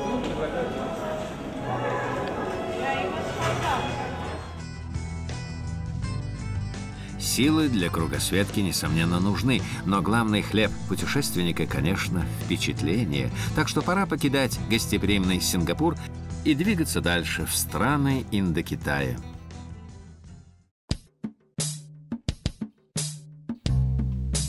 Визу в Камбоджу россияне могут оформить непосредственно на границе. В этой стране со своеобразными представлениями о чистоте и порядке, и туристические объекты довольно странные. В национальном парке Бокор на вершине горы иностранцам показывают развалины отеля, которому нет и 100 лет. Вместе с группой французов наши кругосветчики сначала поднимались по горной тропе, затем ехали в кузове пикапа. И вот перед ними отель с громким названием «Дворец Бокор». Благодаря постоянному туману развалины действительно производят впечатление мрачное и таинственное.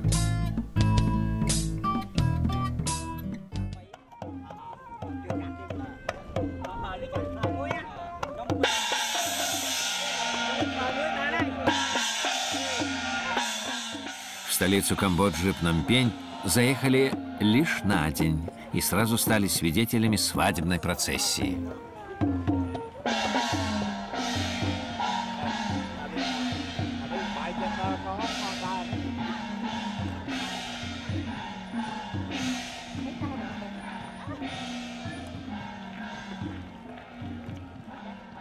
Главный храм Пномпеня, Ват Пном, основан на легендарной вдовой Пень, которая в кроне огромного дерева прибитого рекой к берегу, нашла 5 статуэток Будды.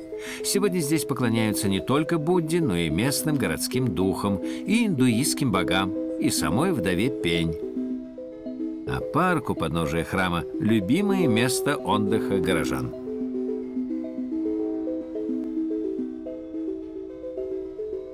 Во Вьетнам россиянам можно въезжать на 2 недели без визы. Из Камбоджи вполне удобно и очень интересно попасть во Вьетнам по реке Меконг.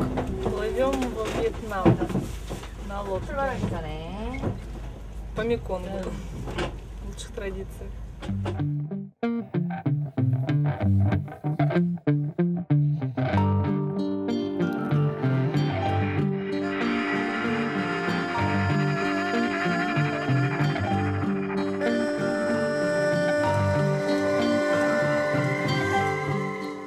Меконг для Индокитая, как Миссисипи для Америки, мать-река. И кормилица, и транспортная магистраль, и поилица.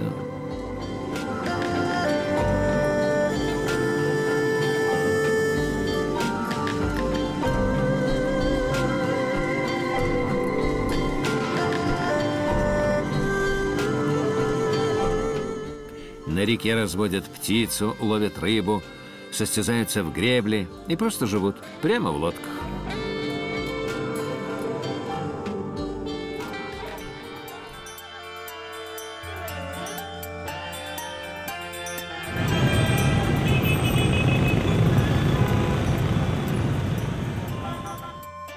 Хошимин, бывший Сайгон, так сказать, южная столица Вьетнама, деловой и торговый центр страны.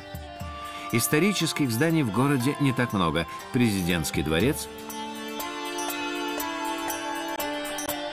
собор Нотр-Дам и главпочтамт. Из Хошимина на север страны можно доехать на специальном туристическом автобусе со спальными местами. Причем по пути можно делать остановки, затем ехать дальше. Билет действителен до самого Ханоя. Валерий, Саша и Олег вышли из автобуса в Нячанге. Нячанг – вполне фешенебельный курорт на берегу Южно-Китайского моря. Морем и кормятся местные жители, ведь море дает пищу.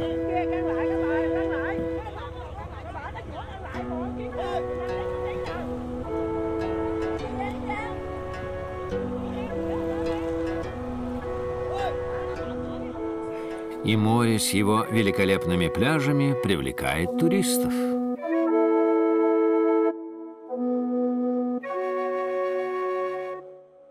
Для духовной же пищи в городе множество индуистских храмов.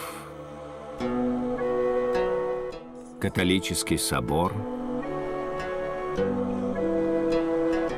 и буддийский храм пагода Лонгшан. Опять спальный автобус, 2-ю ночь подряд в спальном автобусе. Нравится здесь тебе спать. Да. И главное, все уже места, уже каждый свое место знает. Я у этого с этой стороны, Олег в середине, Саша с той стороны. Так что, можно сказать, в автобусах живем, уже в автобусах, можно сказать, спальных. Следующая остановка по пути на север Вьетнама – Хоян. Главный торговый порт в средние века. Сегодня Хоян – туристический центр Вьетнама со знаменитым старым городом, морским музеем. Впрочем, торговля и сегодня здесь идет вполне бойко.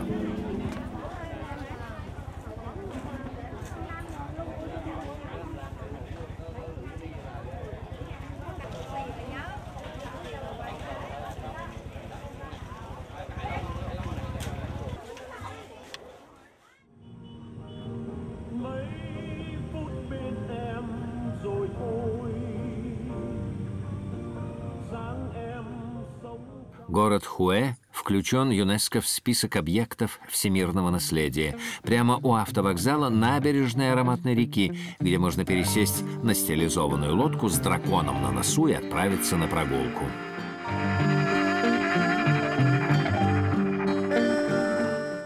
И именно по реке можно добраться до самой знаменитой вьетнамской пагоды Тхен Му. с 8-угольной башней Фэогзуэн. Это и действующий храм, и музейный комплекс.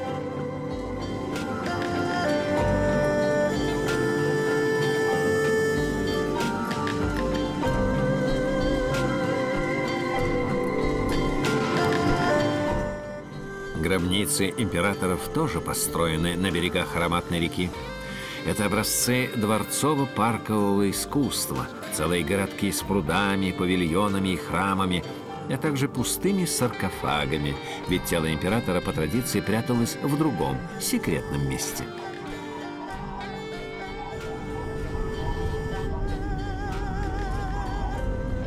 И вновь на север, в столицу страны Ханой. А оттуда, почти не задерживаясь, дальше в бухту Халонг.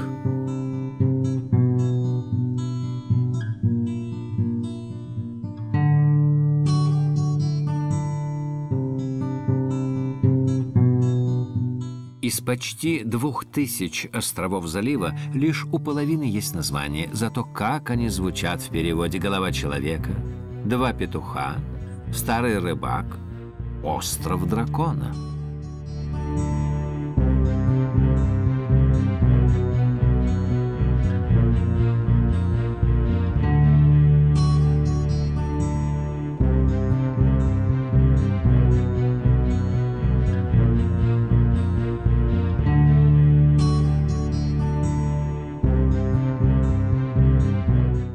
Поскольку острова известняковые, здесь не редкость большие пещеры. Сталактиты в пещере Тхьен-Кунг напоминают экзотических птиц и животных. По легенде, это гости, окаменевшие на свадьбе красавицы и дракона.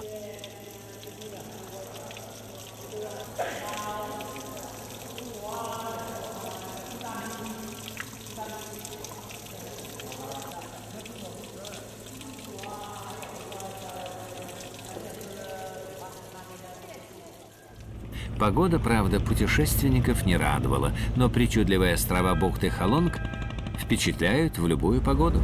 Места замечательные. Просто так вот чисто мало. Обидно, конечно, что погода пасмурная. Тут лучше, конечно, яркий солнечный день и никакой безобразной погоды.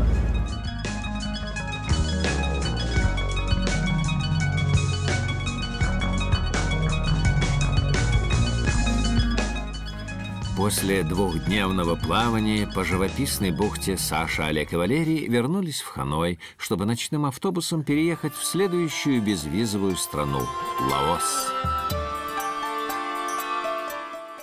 Столицу Лаоса Вьентьян в прошлую свою кругосветку Валерий Шанин изучал верхом на велосипеде. На этот раз команда решила взять на прокат мотороллеры, ведь надо испытать как можно больше транспортных средств.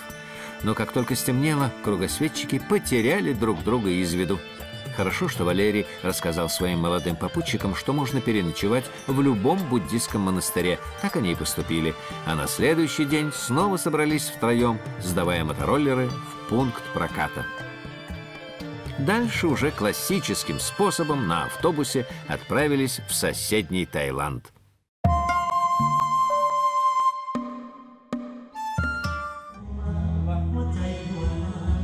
Первый тайский монастырь, в котором кругосветчики устроились на ночлег, оказался со странностями. Монахи тут ночь напролет курили и включали оглушительную музыку. После такой монастырской дискотеки утром праздник продолжился уже в более традиционном духе, с молитвой и угощениями.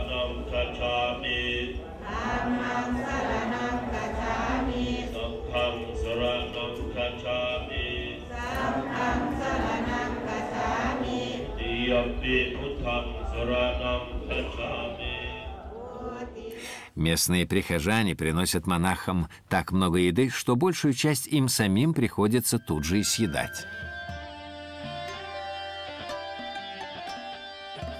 Снова не обошлось без своеобразия.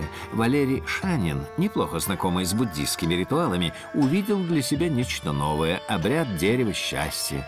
Дерево, собранное из пальмовых листьев и ниток посреди храма, после службы разбирают, а нитки привязывают на запястье прихожанам на счастье.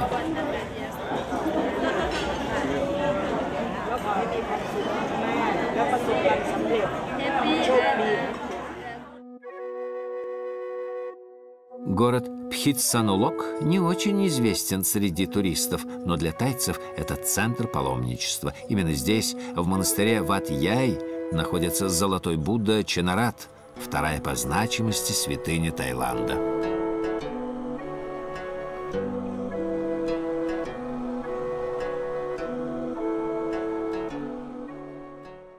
Дальше маршрут путешествия вокруг света без виз пролегал через Сукхотай. Руины этого древнего города включены ЮНЕСКО в список памятников мирового наследия.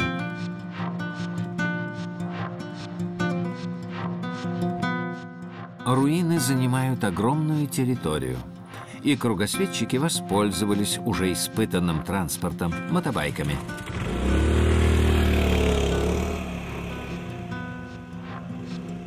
Оно, конечно, на двух колесах быстрее и комфортнее, чем на своих двоих. И что важно, увидеть можно гораздо больше. Вот только ездить надо аккуратно. Ногу придавило, блин. Подними эту штуку. О, вытекает бензин.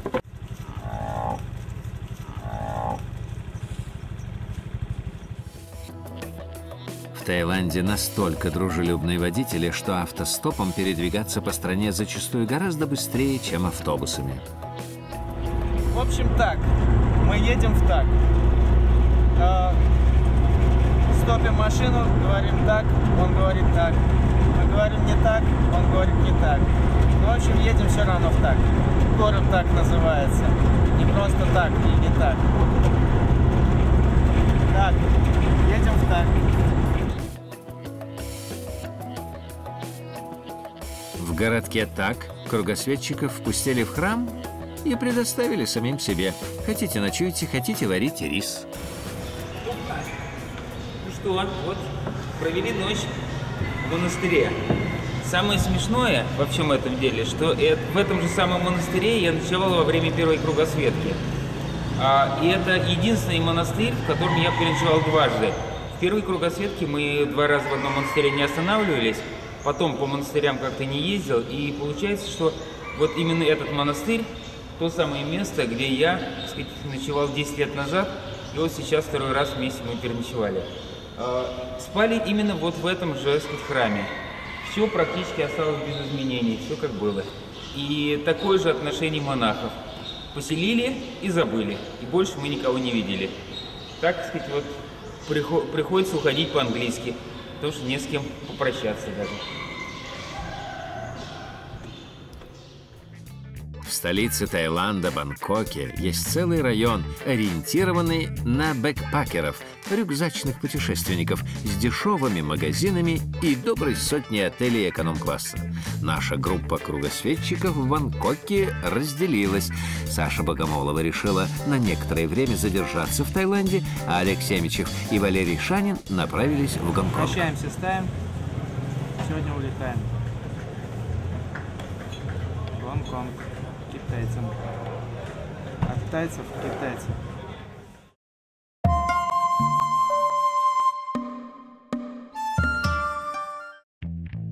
Формально Гонконг принадлежит Китайской Республике, но здесь действуют свои законы. В частности, российским туристам не нужна виза.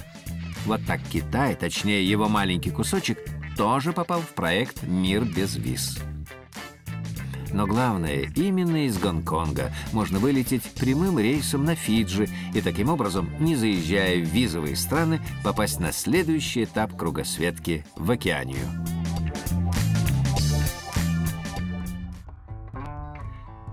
Океания, возможно, самый непростой этап экспедиции вокруг света без виз. Стран безвизовых для россиян здесь не меньше 10. Но что такое Океания? Правильно, океан. А в нем крошечные острова-государства. Многие до сих пор являются колониями, и для посещения их нужна виза. Как перемещаться между островами, чтобы соблюсти принцип никаких консульств? Придется ограничиться 3 государствами. Нельзя объять необъятное. Итак, Валерий Шанин и Олег Семичев прибыли на Фиджи и решили объехать остров против часовой стрелки.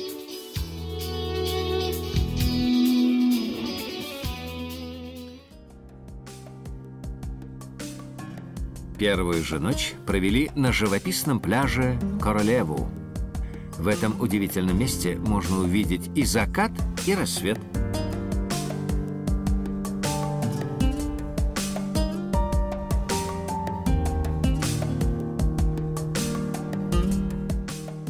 Фиджийцы под стать окружающей их природе открытые и дружелюбные. То и дело слышишь «була», то есть «привет». Була. Каждый стремится помочь путешественникам, подвести, показать дорогу. Но наши кругосветчики предпочитают самостоятельность. Так и отправились к водопаду, карабкались по скалам вдоль реки Наабум.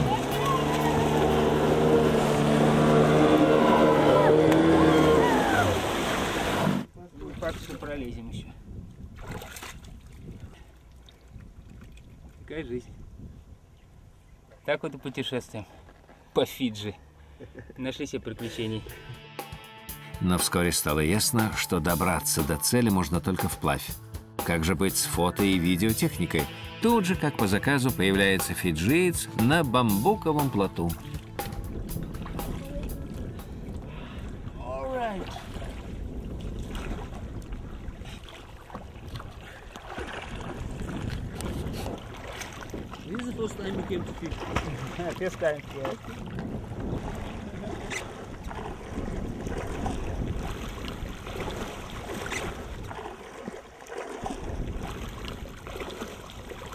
Белосток на Фиджи работает, проверено на личном свиминг-опыте.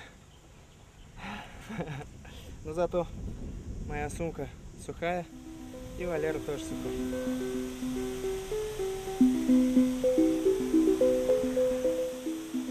Так что перемещаться по острову оказалось несложно. То же самое с ночлегом. В любой деревушке первый встречный предлагал свою помощь. Так недалеко от Совы, столицы Фиджи, переночевали в протестантской церкви. Прошлую ночь мы провели на берегу моря, но фото-видеокамеры уже все разряжены. Поэтому нужна была розетка. Мы прошлись по окраине Сувы, случайно встретили, человека, который живет в церкви, он пригласил нас к себе. Поэтому мы вторую ночь на Фиджи проводим в церкви.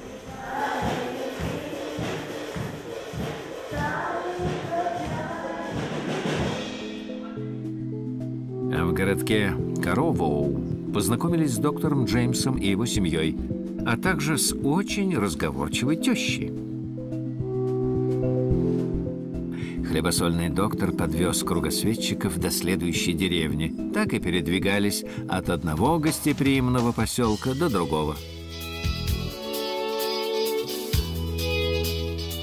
В деревне Роровуана с путешественниками захотело пообщаться все ее небольшое население. В общественной хижине при свете керосинок сельчане ради дорогих гостей заварили каву – фиджийский церемониальный напиток, под незамысловатое угощение и фольклорные песни.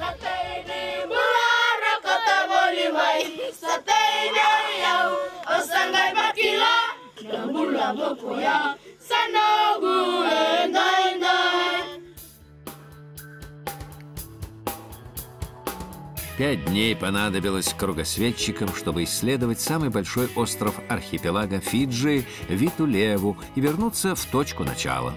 Можно отправляться дальше, в республику Вануату.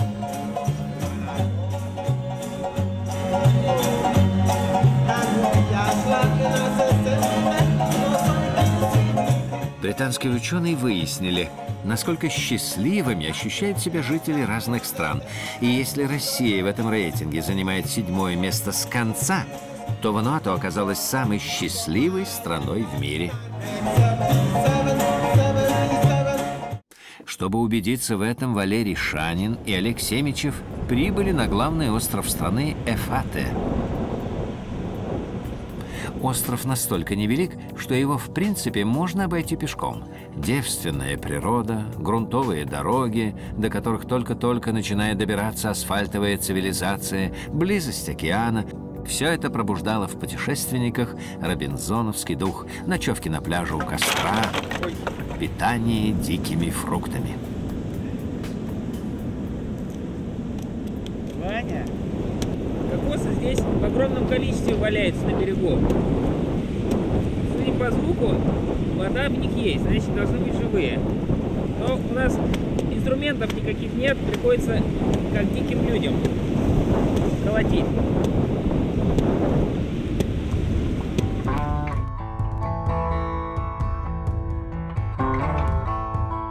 Не случайно именно на Вануату снимали знаменитый сериал «Остаться в живых».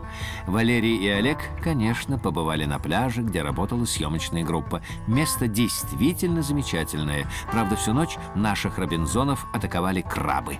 Всю ночь отбивались от крабов, как от тараканов. Тапочком их вот замочили, вот столько вот штук. Все остальное у крабов-то и несъедобное, но вот щупальца — это чисто белок. Засыпаем. Опа!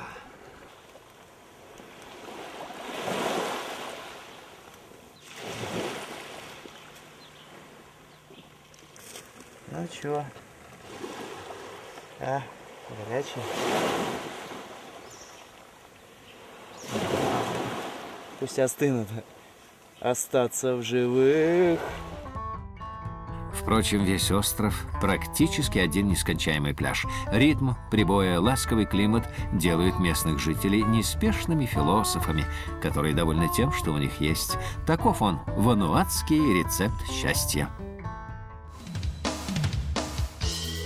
Из Вануату через Фиджи кругосветчики вылетели на полинезийский архипелаг Самоа. Приземлившись на острове Уполу, Валерий и Олег сразу же направились в порт, чтобы на пароме переправиться на остров Савайи. То ли попали в час пик, то ли здешний паром хронически перегружен, но свободного сидячего места найти не удалось.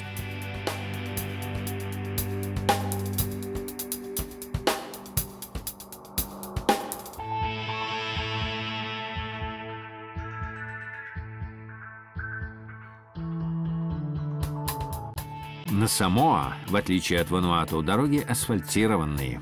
В деревнях электричество, и местных жителей робинзонами не назовешь. Свежим фруктам они предпочитают консервы. И никак в толк не могут взять, чего это двум иностранцам дома не сидится, куда это они и зачем постоянно идут. А наши кругосветчики обходили остров, то попадая в тропический ливень, то ночуя в местных домиках без стен, лишний раз подтверждая, что настоящий путешественник не любит сидеть в четырех стенах. На мысе Асуисуи, близ деревни Тага, застывшая вулканическая лава создавала удивительные каменные образования, которые благодаря прибою превращаются в настоящие фонтаны. Кругосветчики так увлеклись этим природным аттракционом, что чуть не забыли, что пора двигаться дальше.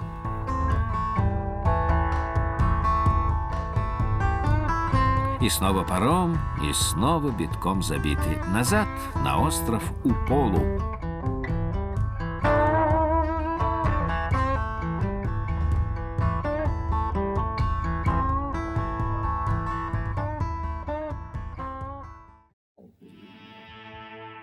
На самом большом острове Самоа путешественники перво-наперво привели себя в порядок. А затем отправились к водопаду Тоги-Тогига. По пути познакомились с канадским ботаником, который приехал в Полинезию искать редкие растения. And this is the national flower of Samoa, and this is related. It's in the ginger family, and so there's many colors, of course, but it's native. It's a native, so it's Teuila. Teuila. Teuila.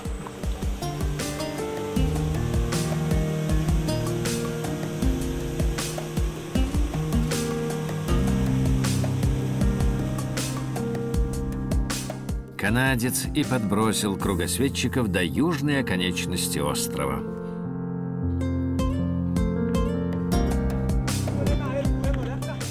Здесь, на мысе Тапага, путешественники попали на праздник открытия нового общественного дома. Предыдущий был разрушен сильнейшим цунами, и это только часть огромного ущерба, который причинила стране разбушевавшаяся стихия.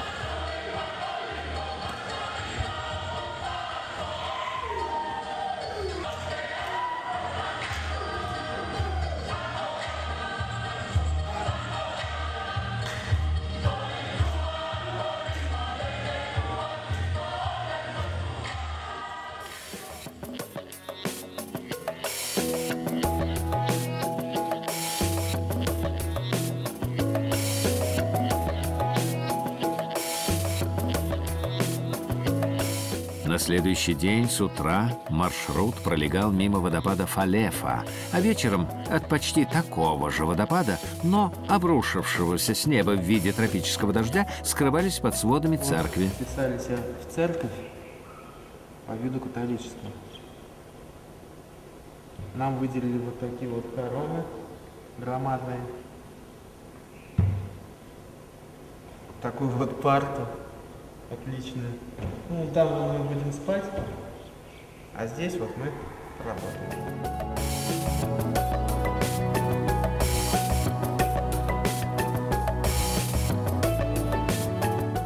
После христианской церкви интересно было попасть в храм Бахаи. Это сравнительно молодая религия, ей нет и 2 веков. Но 5 миллионов сторонников Бахаи построили свои храмы во всех частях света. Ночь провели в храме Бахаи, спали прямо здесь. И весь вечер просидели в медитативном настроении, разглядывая сам храм. И сейчас встали с утра, уже час пьем чай и смотрим на храм, слушая пение птиц. Очень медитативное место. Очень тяжело отсюда выбраться. Дорога до озера Ланоту оказалась длиннее, чем на карте, и не такой уж простой. Рубимся, прорубаемся через заросли травы, через джунгли рубимся.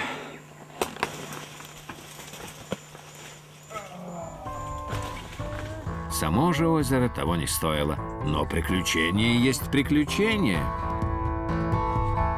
На ночлег устроились в очередной деревне. Отелей в этой местности нет и в помине. В качестве благодарности за ночлег подарили сыну хозяина фирменную экспедиционную футболку. Пусть на Самоа у кругосветчиков будет свой фанат.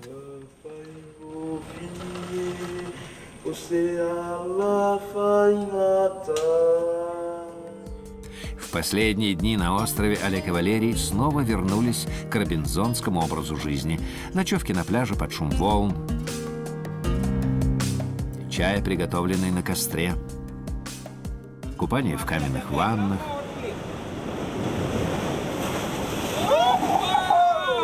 и плоды хлебного дерева, запеченные в углях. Горячий. Ну что, горячий сырым не бывает?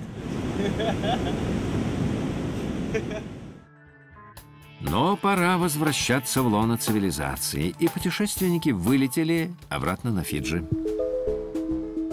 День провели на пляже, наблюдая за рыбаками, а переночевали у пастора Джона из церкви Ассамблея Бога, познакомившись с его веселыми прихожанами.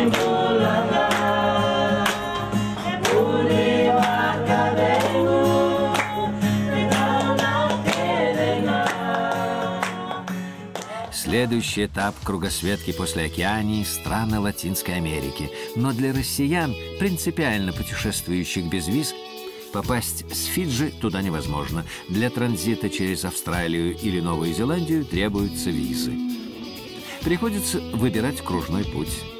С острова Фиджи обратно в Гонконг, оттуда в Куала-Лумпур и только тогда в Буэнос-Айрес. Остановившись в столице Малайзии всего на 1 день, кругосветчики попали на китайский Новый год. Что ж, это знаменательно. Новый год и новый этап кругосветной экспедиции «Мир без виз». Новый континент, новое полушарие. Вперед, в Южную Америку!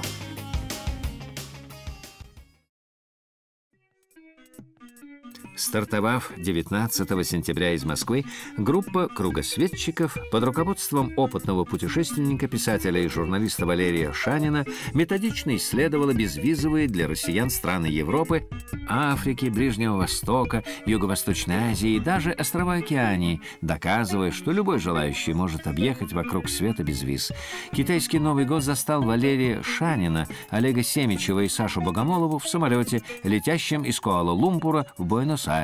Начинался новый этап кругосветки Южная Америка. Аргентина, Америка. В столице Аргентины команда кругосветчиков существенно увеличилась. Теперь нас будет аж 7 человек, вот буквально завтра. Вот, Ира первая пока что у нас. Она первая приехала в Аргентину, первая открыла вот для мира без виз именно Южную Америку. Ну, наконец-то, вон, девчонки-то пришли, а то уже заждались их. 4 часа ночи, блуждают 3 часа по городу, и понятно. Основанный 400 лет назад Буэнос-Айрес активно застраивался в конце 19-го золотого для Аргентины века. Прогуливаясь по пешеходным улицам Флорида и Лавалье, так или иначе выйдешь на главную площадь Пласа де Майо, к президентскому дворцу, который еще называют здесь «Розовый дом».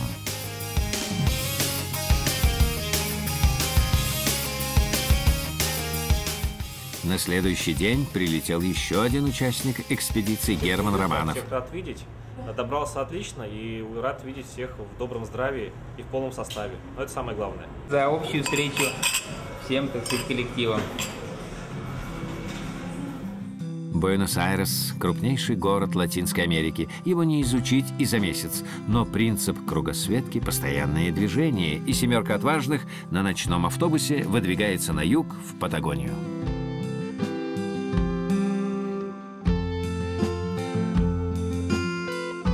Город Ведма на реке Рио-Негро запомнился путешественникам непогодой и рабочими пикетами.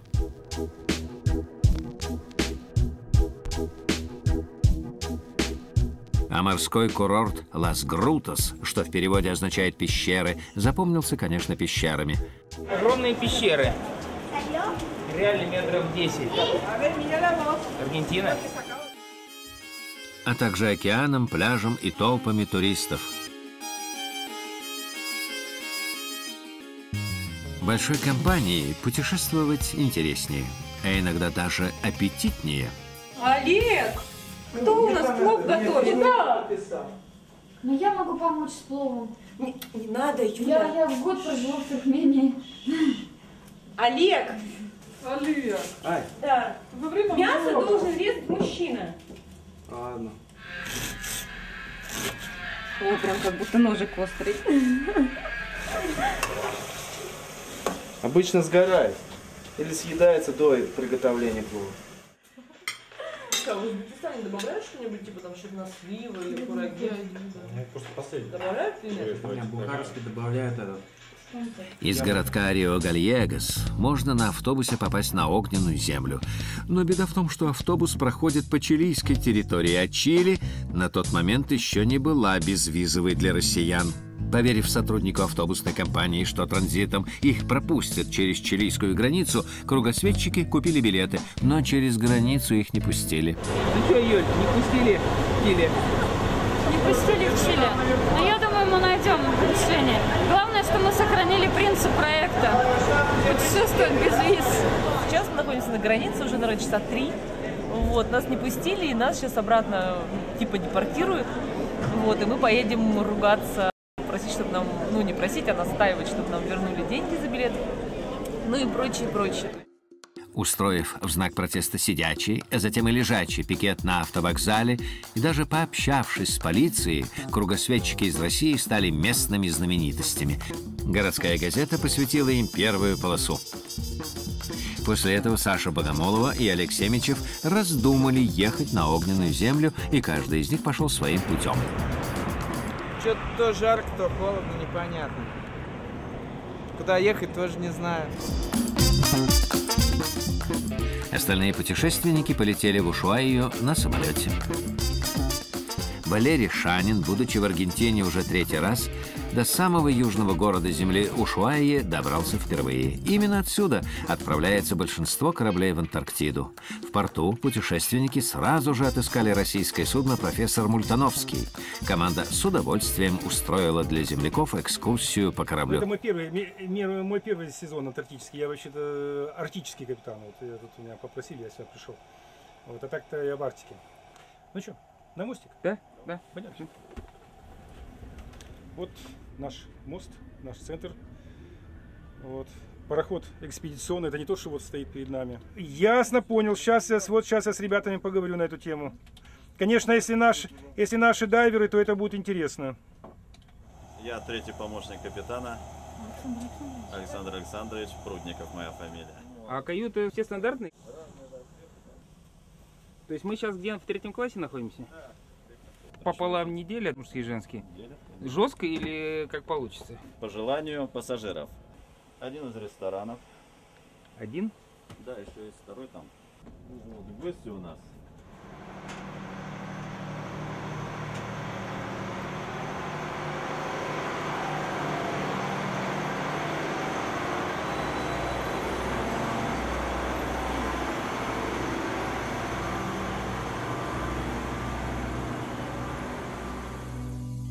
А вот с экскурсией в Антарктиду, увы, не вышло. Все пассажирские места на судне были заняты, а лишних туристов перевозить через вечно штормящий пролив Дрейка опасно и потому категорически запрещено.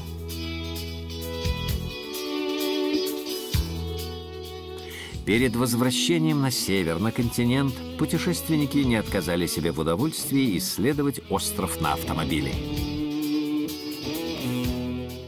Среди девственной природы национального парка Терра-дель-Фуэго, на захватывающий дух высоте перевала Гарибальди,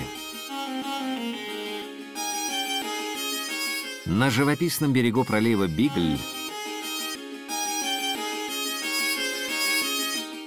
почему-то охватывает острое чувство, что находишься где-то на краю земли. Может быть, потому что это действительно так? Да, ради этого вида стоит перелететь полшарика. Когда так близок вечно зимний антарктический континент, самое время записаться в моржи. Ну как? Супер! Никогда не плавала. Можно записать меня в моржи? На краю земли, да. Валера, спасибо вам.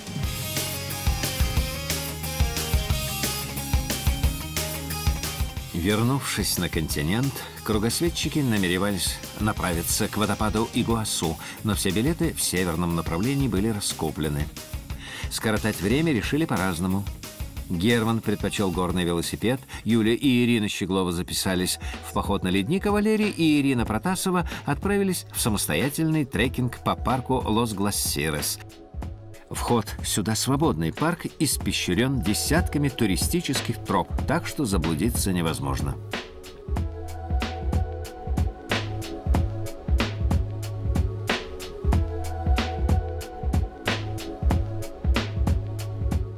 Зато можно в уединении насладиться тишиной, красотой нетронутой природы, чистотой ледниковых ручьев.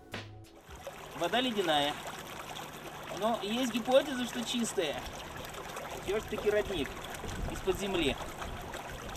Проведем эксперимент на себе. И с любой точки любоваться вершиной горы Фицрой, которая возвышается в центре национального парка.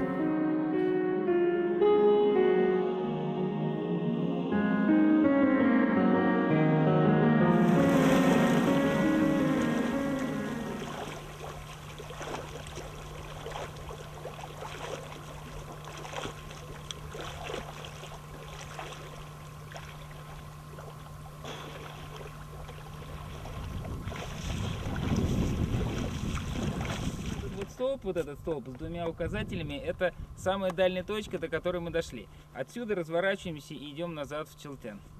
Так что вот за день мы далеко не продвинулись, но удовольствие получили просто, так сказать, неимоверное. Замечательнейшее место. Обязательно отсюда еще приехать и вообще всем рекомендую. Я проспал, значит, катался на велосипеде. Сильный ход. Да. Велосипеде где? А здесь по горам.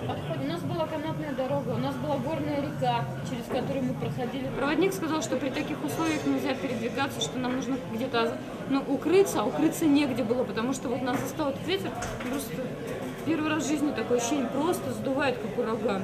То есть ты пытаешься держаться за что-то там, за камни, за какие-то, ногу ставишь камни, сдувает.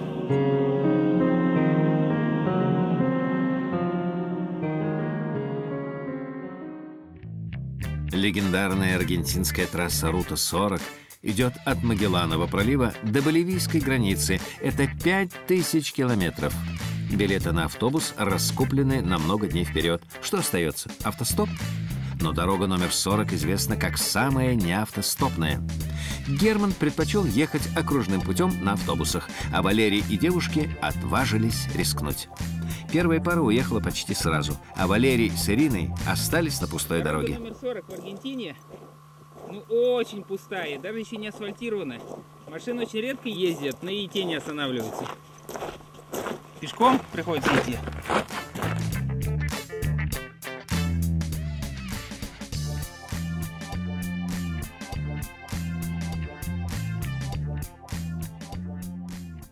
Ну чё, дорога номер 40-то пошла туда. А это так, неизвестная трасса.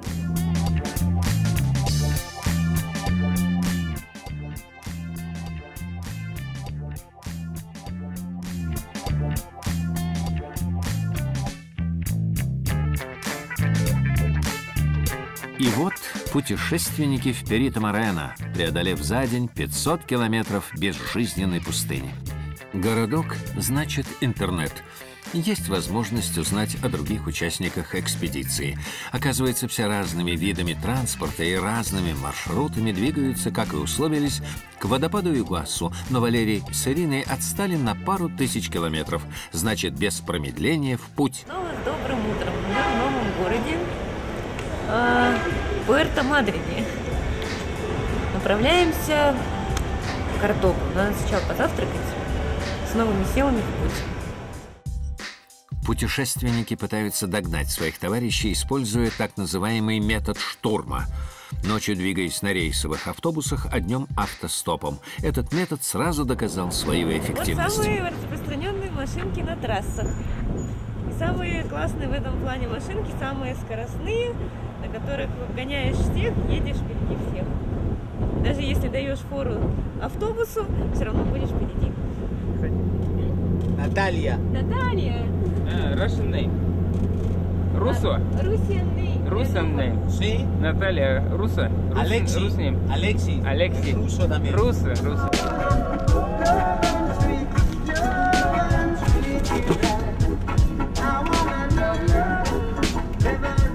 Buen viaje. Вот такой вот зачетный водитель.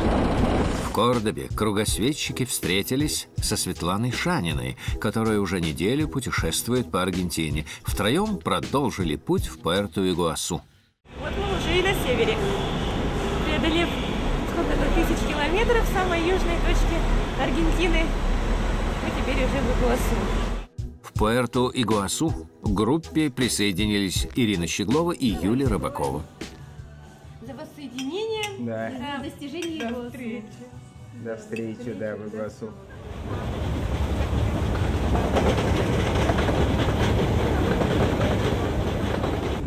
Игуасу – это не водопад, а водопады. Их здесь несколько сотен. Самый знаменитый – Глотка Дьявола. Водопады включены ЮНЕСКО в список природных памятников мирового значения. И это несомненное чудо света. Приезжайте в безвизовую Аргентину и убедитесь сами.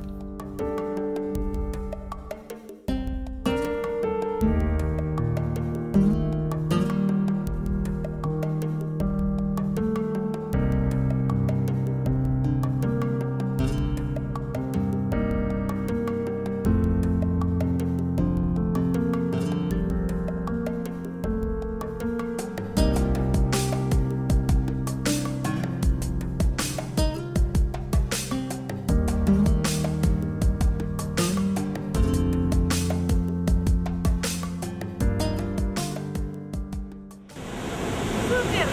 И вода, и радуга, и воздух, вообще все здорово. Знаете, как танцует кадриль? Участники сходятся, расходятся, делятся на пары, снова соединяются, меняются местами. Вот так примерно и происходило с кругосветчиками в Аргентине. Маршруты путешественников переплетались самым причудливым образом. Пока Герман и Саша двигаются к водопаду Игуасу, остальная группа уже покидает его. На выходе встретили Олега Семичева. Я просто подошел, сказал, говорю, увидите в оранжевых майках. Я был здесь. И тем более вы в 11:30 обещали. Я думаю, в 11:30 что-то 30 минут. Когда сказали 11:30, было с большим запасом. Мы задержались, куда мы ходили? Что-то В банк ходили. А вы искупались хоть? Да, мокрые. Я нет. И вот уже снова расходятся в разные стороны. Для кого-то путешествие заканчивается. Обе Ирины и Юля едут в Буэнос-Айрес, чтобы вернуться оттуда в Россию. Покидает экспедицию и Саша Богомолова. Полгода странствовала она вместе с Валерием Шаниным и Олегом Семичевым по Европе, Африке, Ближнему Востоку, Юго-Восточной Азии и Южной Америке. Но неотложные дела позвали ее домой. Что ж, думается, впереди у Саши Богомоловой еще много увлекательных путешествий.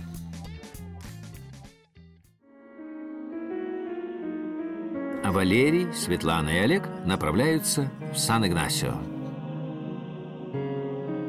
По руинам иезуитской миссии Сан-Игнасио после шумных водопадов особо приятно побродить в тишине.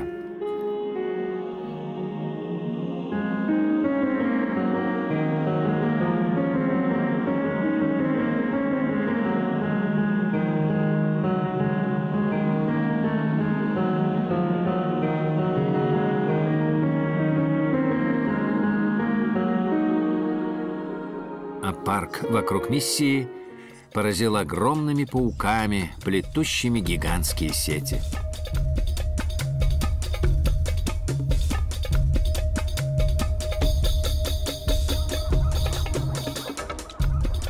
Отсюда Светлана Шанина уезжала в аэропорт Буэнос-Айреса и чуть не опоздала на московский рейс из-за задержки автобуса. Все еще жду автобус в Буэнос-Айрес. Уже час опаздывает. Надо верить, что не уедет без меня, и все будет отлично.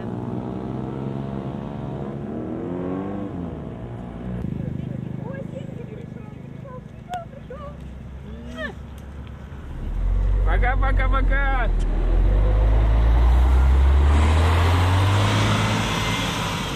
Ну вот, Свету проводили. Автобус на час 10 опоздал, но будем надеяться, все-таки приедет вовремя в аэропорт. Хотя все равно волноваться будем, ждать, как у нее там это пойдет с возвращением домой. А мы остались здесь, в Миссионисе. Будем думать, что делать дальше. По обстановке. Короче, путешествие «Мир без виз» продолжается. Но уже в таком вот ограниченном составе. Мы с Олегом вдвоем собираемся рубиться дальше через всю Южную и Центральную Америку. Маршрут кругосветки пролегает через Боливию, но туда еще надо добраться. Через Сальту, Сан-Сальвадор, Умауаку.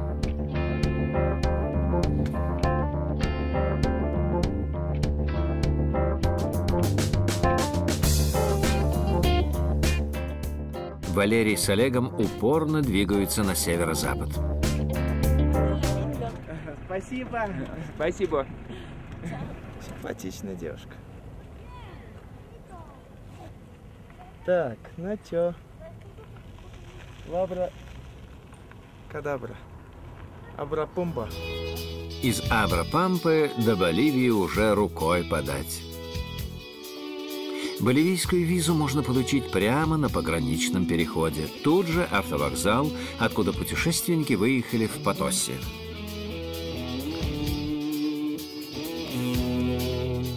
В этом очень старом и очень высокогорном городе сохранилось множество старинных помпезных зданий.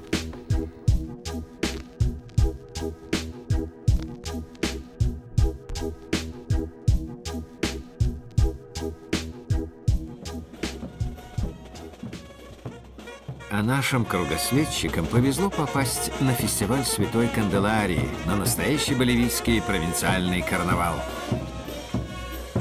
Энергичные оркестры, дамы в традиционных шляпках, конфетти, причудливые костюмы, шествия и танцы. Хотя, возможно, эйфория, которую испытали наши кругосветчики, была вызвана не столько яркими костюмами и барабанными ритмами, сколько высокогорной атмосферой с недостатком кислорода. С горной болезнью шутки плохи, и путешественники решили незамедлительно ехать дальше. В городке Уюни главная достопримечательность – кладбище паровозов.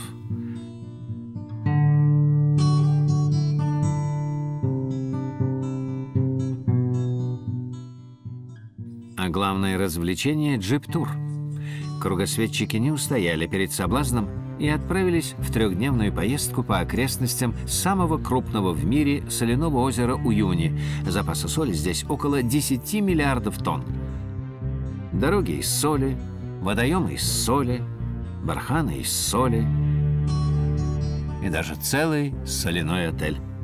В нем и мебель, и часы, и скульптуры тоже сделаны из соли. И посреди этой соляной пустыни остров Пескадо, сплошь покрытый, нет, не солью, кактусами. Совершенно сюрреалистическая картина. Конечно, соль неблаготворно действует на двигатель автомобиля, но зато, пока водитель в очередной раз возится с заглохшим джипом, можно вблизи рассмотреть фламинго.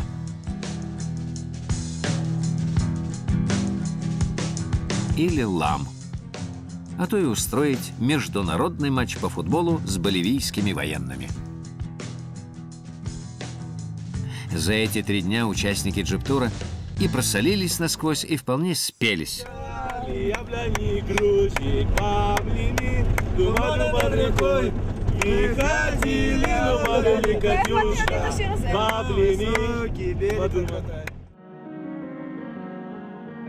Мало кто знает, что самая высокая статуя Иисуса Христа находится не в Рио-де-Жанейро, а в боливийском городке Кочабамба. С вершины горы, где она установлена, весь город как на ладони.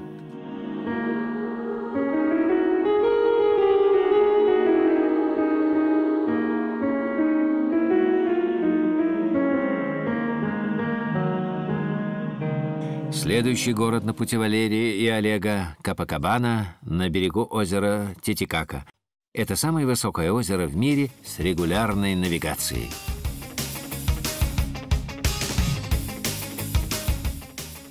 Главный маршрут местных судов – Исла-дель-Соль, остров Солнца. Пересекая остров пешком, автомобилей здесь нет, как будто попадаешь в XIX век. Неспешный ритм настоящей сельской жизни, крестьяне с мотыгами, навьюченные ослики, отары овец.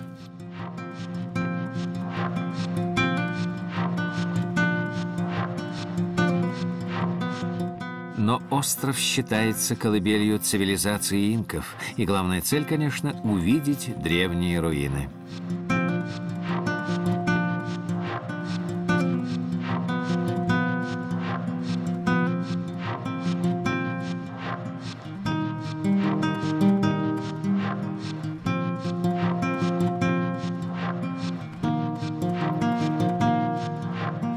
Инки отличались удивительной способностью находить для своих поселений фантастически красивые места.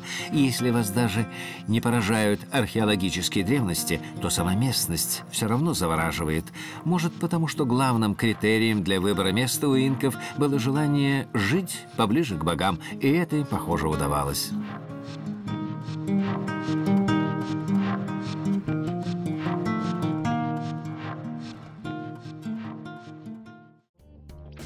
Вернувшись в Копакабану, Валерий и Олег традиционным и самым удобным транспортом в Южной Америке автобусом отправляются в Перу. Лима – один из самых больших, один из самых красивых, но, к сожалению, и один из самых криминальных городов Латинской Америки. Валерий Шанин здесь уже не впервые, но надолго задерживаться не любит. 3-й раз уже в Лиме, 3-й раз на этой площади Пласа де Армас. По-прежнему все-таки ощущение от Лимы как от очень бандитского города, и поэтому, когда ходишь, снимаешь, смотришь не столько на то, чтобы снять, сколько смотришь вокруг, чтобы тебя не сняли в процессе съемки. Путь лежит дальше, на север, в Трухильо.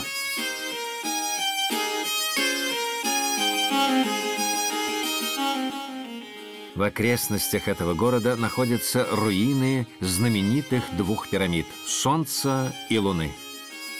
К сожалению, пирамиды древней цивилизации Мочи сделаны из мягкого песчаника и склонны рассыпаться, потому сегодня над ними выстроили павильоны, и из-за этого трудно представить общий вид этой грандиозной постройки. Приходится довольствоваться малым, рассматривать загадочных существ на барельефах и фресках.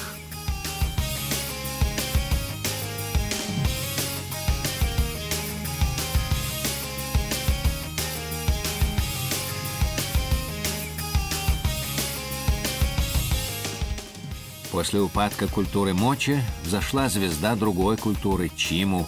Недалеко от Трухилью есть музей этой тоже исчезнувшей народности.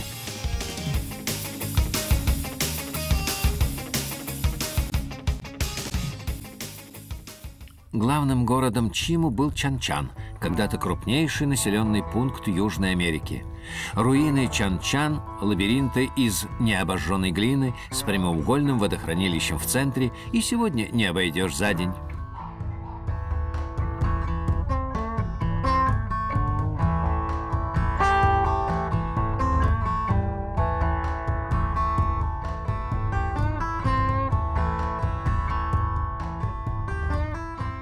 Манкора – один из немногочисленных перуанских курортов, пожалуй, самый популярный. Особенно полюбился он серфингистам.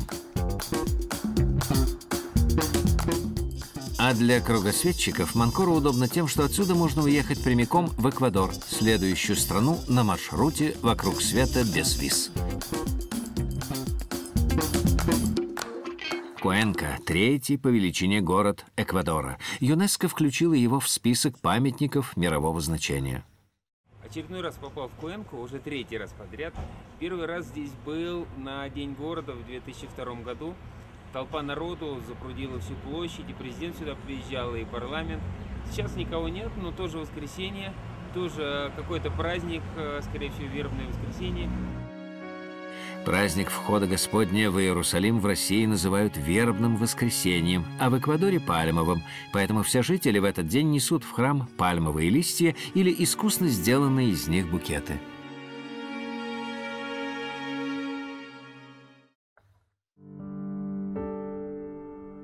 Как уже повелось, на автобусе кругосветчики отправились к руинам знаменитой крепости инков Ингапирка. От самого древнего города мало что осталось, но место, как всегда, у инков выбрано было очень живописное.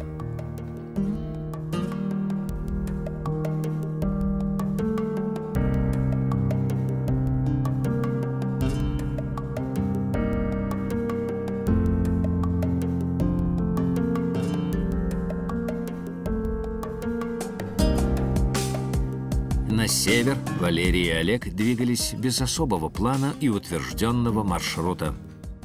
Мы находимся на замечательном месте. Это смотровая площадка, с которой открывается просто обалденный вид на каньон Чунчи. Просто ширь неимоверная, каньон грандиознейший. Красота. Остановились в Алаусе у огромной статуи святого Петра.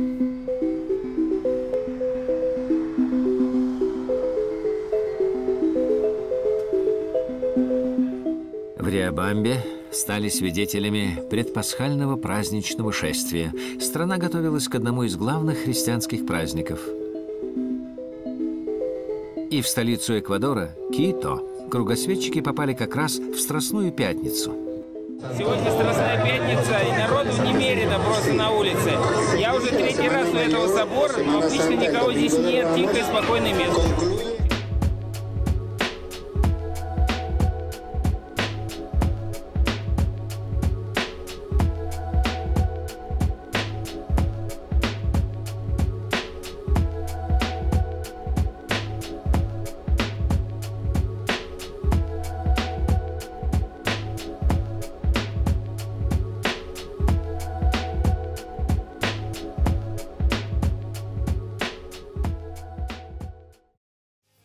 Эквадор не случайно созвучен слову «экватор».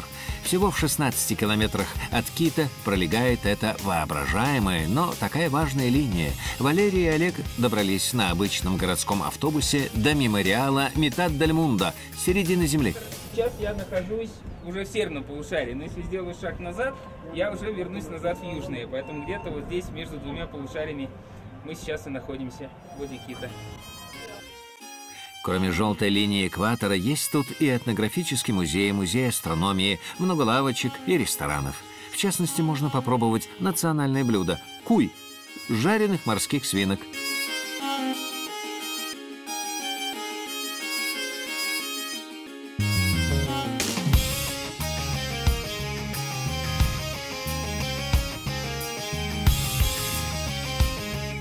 Продолжая кругосветку «Мир без виз», путешественники двигались дальше на север. В городке Сан-Габриэль они познакомились с местной спортивной игрой «Пилота де Гранде», помеси тенниса, лапты и бейсбола. Вместо ракеток играют какими-то разделочными досками с резиновыми шипами, каждая с пуд весом. Кстати, это была международная встреча эквадорской команды с игроками из Колумбии, куда и лежал дальнейший маршрут кругосветки «Мир без виз».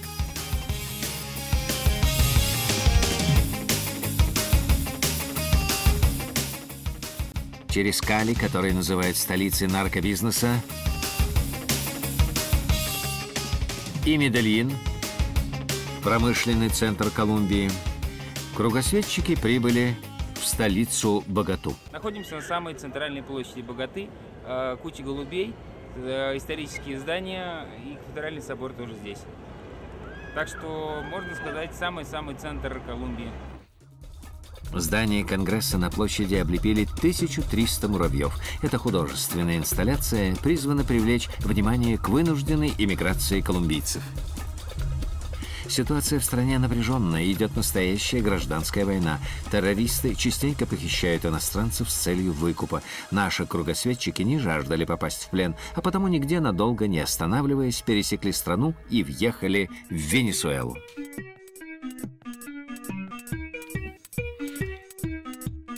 Участники экспедиции «Вокруг света без виз» Валерий Шанин и Олег Семичев решили пересечь Венесуэлу по диагонали, в обход магистральных дорог. Получится ли?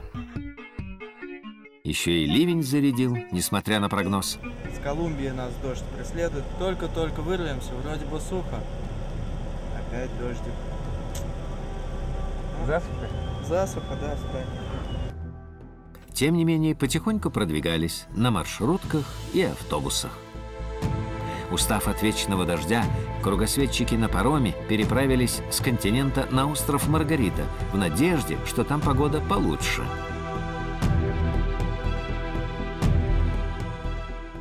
Пампатар – старейшее испанское поселение в Венесуэле. Здешнюю крепость отреставрировали и превратили в исторический музей. Намучившись с обменом денег, ведь Венесуэла – социалистическая страна со всеми вытекающими последствиями, и с поиском авиакасс путешественники, наконец, приобрели билеты на остров Гренада. Вот и еще один этап кругосветки закончился. Прощай, безвизовая Южная Америка. Впереди Карибские острова.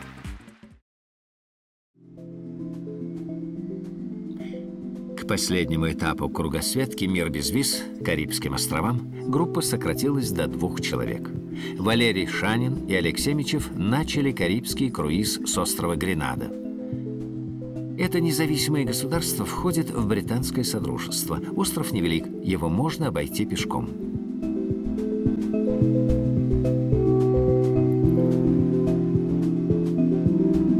В Сент-Джорджесе кругосветчики попали на торжественную встречу французского эсминца с поднятием флага и пением гимна.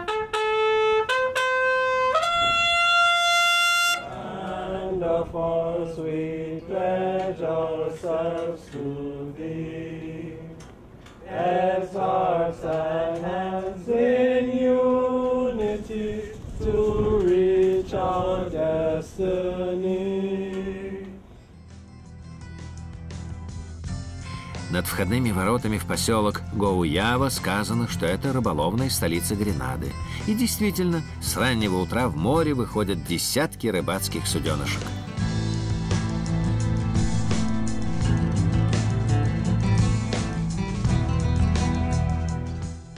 Но сколько ни ждали голодные чайки и покупатели с ведрами на берегу, рыбы так и не дождались. Наверное, не клевый день. С главной дороги путешественники свернули в сторону водопада. Водопада, правда, не нашли, но зато обнаружили отличное место для кемпинга, столь редкое на густо заселенной Гренаде. Идти вообще приятно, но все равно утомительно. Очень жаркое солнце, поэтому сделали небольшой перерывчик. Искупаться. Вода обалденная, самой-самой правильной температуры. Не холодная, не теплая, не жаркая. И бананы, главное, рядом. Только что в рот не падают, а свешиваются над головой. Ресинка к ресинке.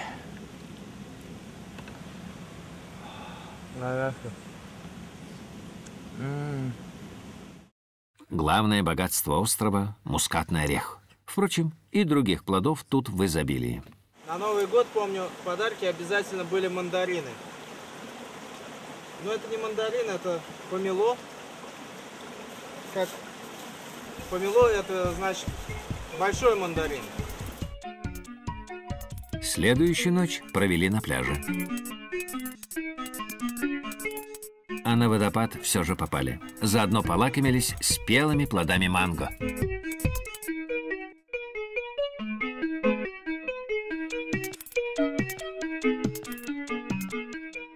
Прилетев на Барбадос, кругосветчики сразу решили ночевать исключительно на пляжах. Тем более, что на многих есть не только душ, но даже и дрова.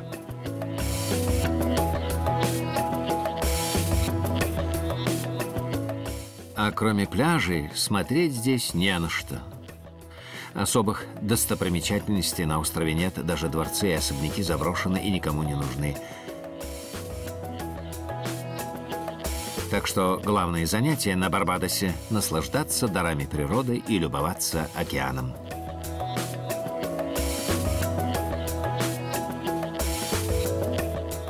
Следующий остров кругосветки – Доминика. Он лежит в стороне от туристических маршрутов. Крокодил на острове не ловится, зато кокос вполне себе растет.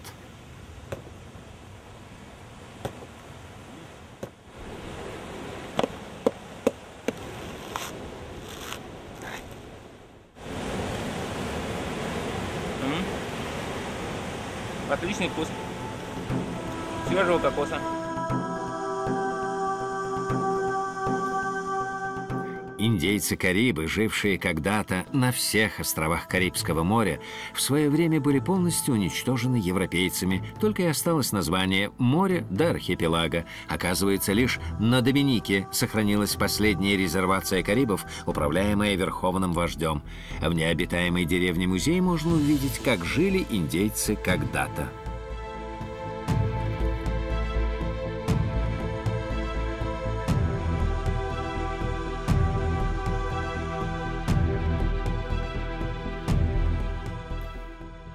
Есть на Доминике и природный объект, занесенный ЮНЕСКО в список всемирных памятников. Это национальный парк. И самое интересное в нем – изумрудный водопад, действительно утопающий в зелени всех оттенков изумруда.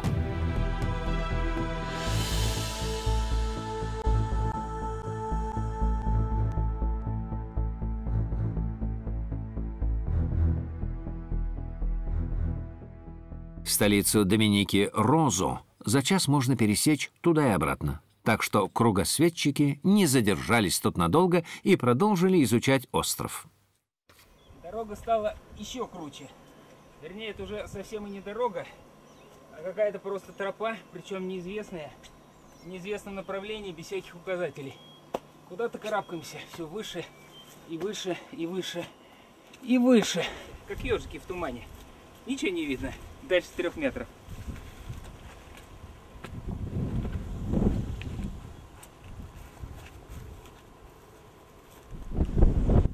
Долго карабкались по тропе, а оказалось, что она ведет на вершину горы.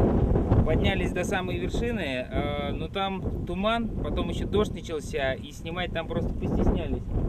Вершину иногда вот сейчас можно видеть, можно, конечно, не видеть в тумане за мной.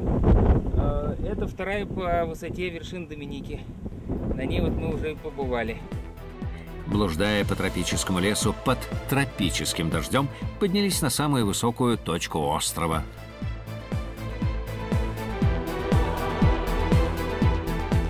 И спустились к озеру Фрешвотер. Несколько раз сбивались с пути, и все же выбрались из диких джунглей и улетели на другой остров, в Антигуа.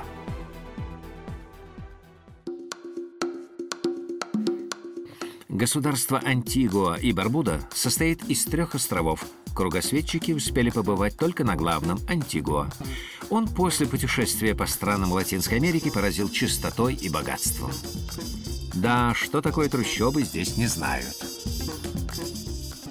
Самым лучшим пляжем на острове считается Half Moon Bay, половинка луны. Подвозивший туда местный житель с удовольствием показал свой, так сказать, мичуринский участок и растущие на нем экзотические для россиян плоды.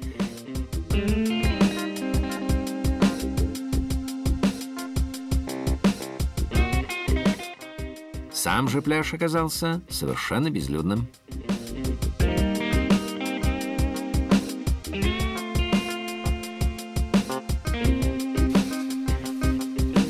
Переночевав на берегу океана, Валерий и Олег утром покинули остров богатых бездельников и вылетели в Доминиканскую республику.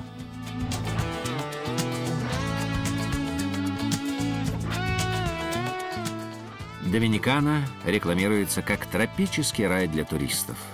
Белоснежные ряды отелей, пляжи, будто созданные для обложек журналов,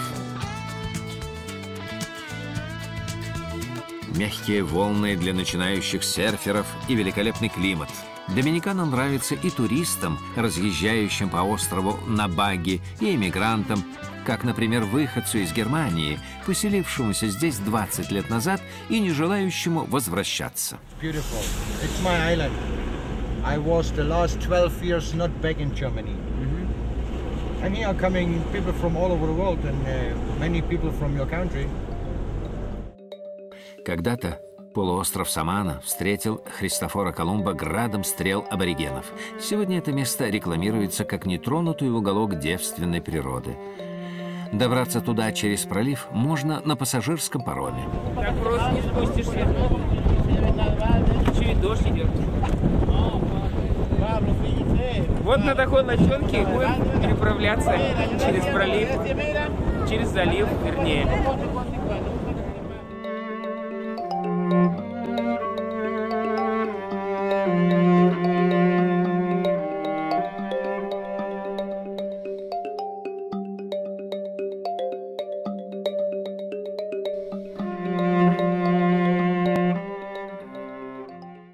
По дороге на водопад путешественники заглянули в маленькую артель по производству сигар и смогли подробно наблюдать весь процесс их изготовления.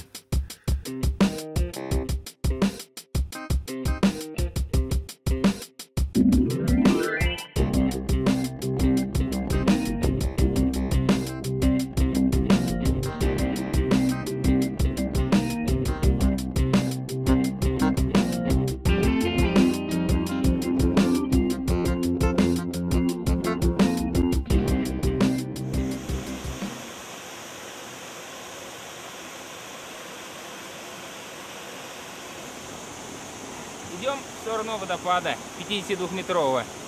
Надеюсь, не пропустим. Это явно пока еще не он. Но к водопаду Лимон Валерий и Олег так и не попали. Сначала сбили с дороги, а потом и тропический ливень начался. Пришлось возвращаться.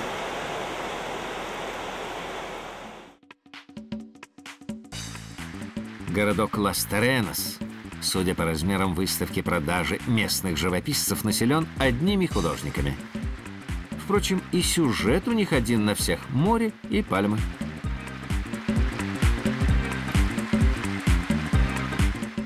Столица Доминиканы Санто-Доминго – первый город, основанный европейцами в Америке. Так что все здесь самое первое и самое старое. Самая старая улица, самый старый госпиталь, самая первая церковь, самая первая крепость. А для наших путешественников Доминикана стала предпоследней карибской страной кругосветки. Оттуда Валерий Шанин и Олег Семичев вылетели на Кубу.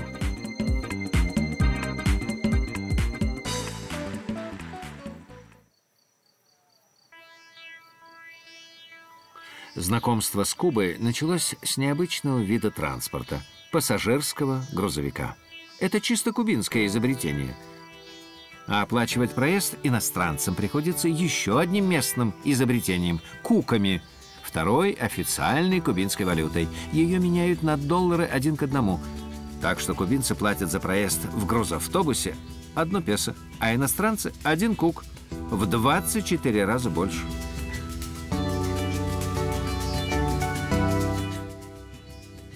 Сантьяго де Куба переночевали в Каса Партикуляре, частном доме, имеющем лицензию. Всех иностранцев обязательно регистрируют и тщательно отслеживают их передвижение. Все ж таки социализм.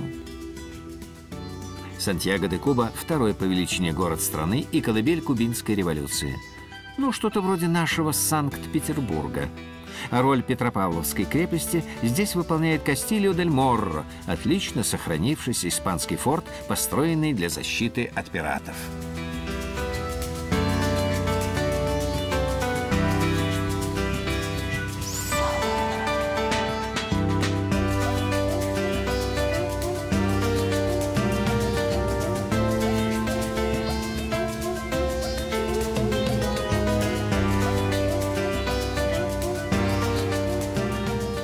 Поезда до Гаваны ходят лишь несколько раз в неделю, но можно добраться и на автобусе. Конечно, иностранцам следует ехать на специальном автобусе для иностранцев. Маленький городок Баямо – родина национального гимна Кубы. Основные виды транспорта здесь гужевой и педальный. Но на грузовом автобусе можно уехать дальше. До города Ольгин, например, 70 километров за 5 рублей. Социализм, однако. Так и передвигались по острову в очень дешевых, но не очень комфортабельных пассажирских грузовиках. Запомнилась скульптура Дон Кихота с мельницей в Ольгине, а также оригинальный фонтан в Лас-Тунасе, городе скульптур.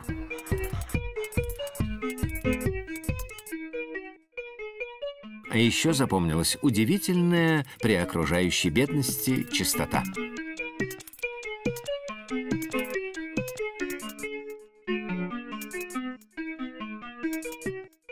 Из Камагуэя снова попытались уехать поездом и снова безуспешно. Но оказалось, что по выходным и пассажирские грузовики не ходят. Для таких случаев есть испытанное по всему миру средство – автостоп.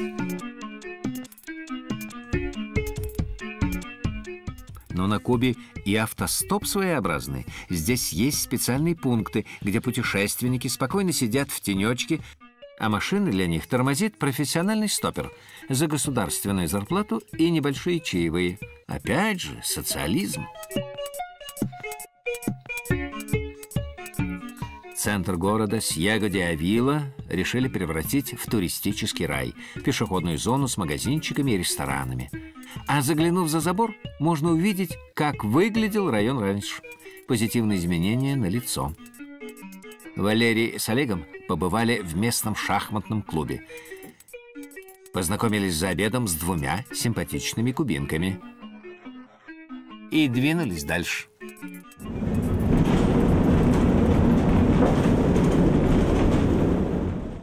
После поездки в совсем уже неблагоустроенном грузовике кругосветчики решили в городке Санкти-Спиритус испытать еще один из кубинских видов транспорта, на этот раз гужевой.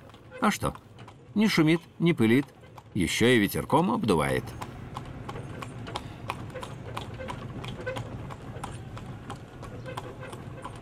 Новых построек в Санкти-Спиритусе практически нет. Этакий заповедник колониальной архитектуры.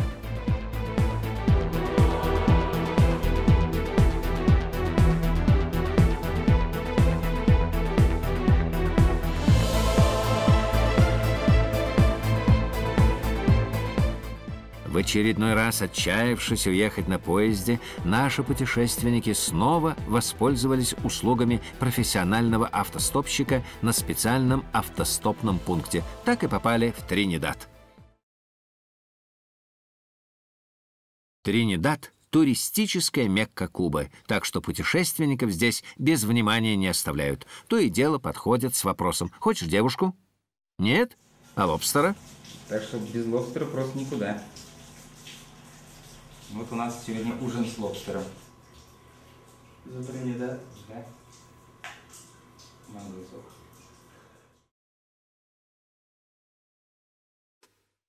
По вечерам город по-провинциальному пустеет. Лишь в Каса де ла Мусика до полуночи продолжаются танцы.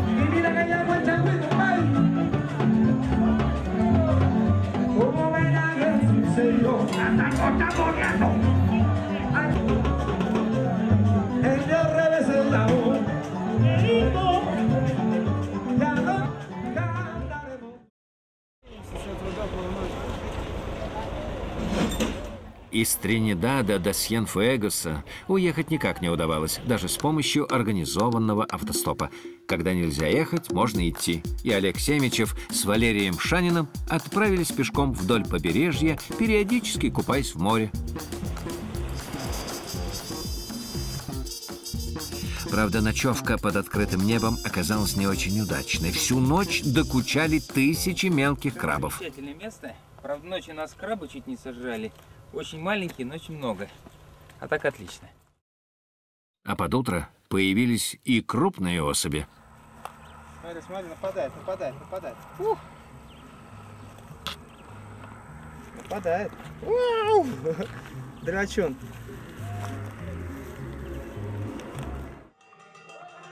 На Кубе иногда создается ощущение, что основное занятие местных жителей – это песни и танцы. В Сьенфуэгосе это как-то особо бросалось в глаза.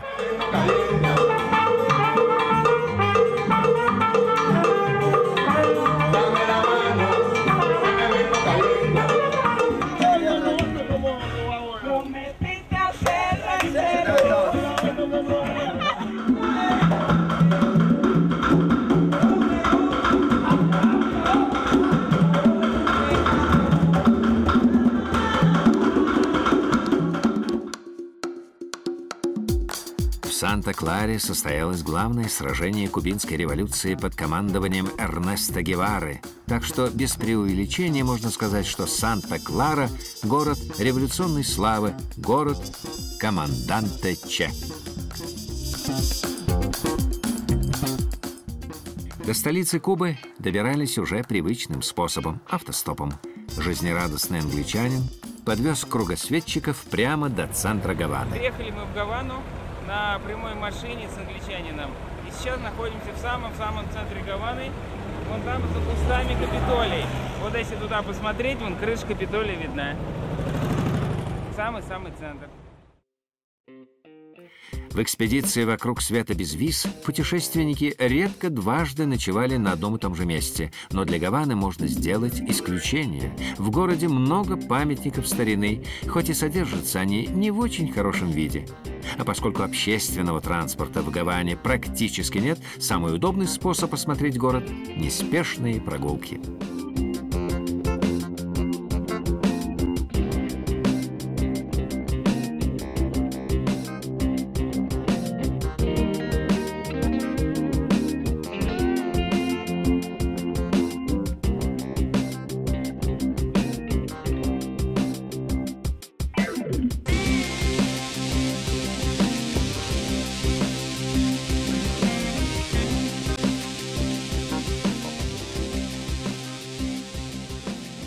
Ну и, конечно, нельзя не привезти из Гаваны главный кубинский сувенир – знаменитые сигары. 25 сигар, говорит, за 25 куб. В упаковке 25 сигар. Да. Теперь понятно, почему 25. Сам я не курю, буду травить наш русско-узбекский народ. Куба – последняя страна на маршруте кругосветки «Мир без виз». Из аэропорта Гаваны путешественники Валерий Шанин и Олег Семичев вылетают домой, в Москву. За 9 месяцев экспедиции путешественники посетили 38 стран. Но проект «Мир без виз» не закончен. Ведь задумка Валерия Шанина – побывать во всех безвизовых для россиян странах. А значит, впереди еще Турция, Кипр, страны Центральной Америки, Индокитая, целый мир, открытый для путешествий. Так что снова пакуются рюкзаки и снова в путь.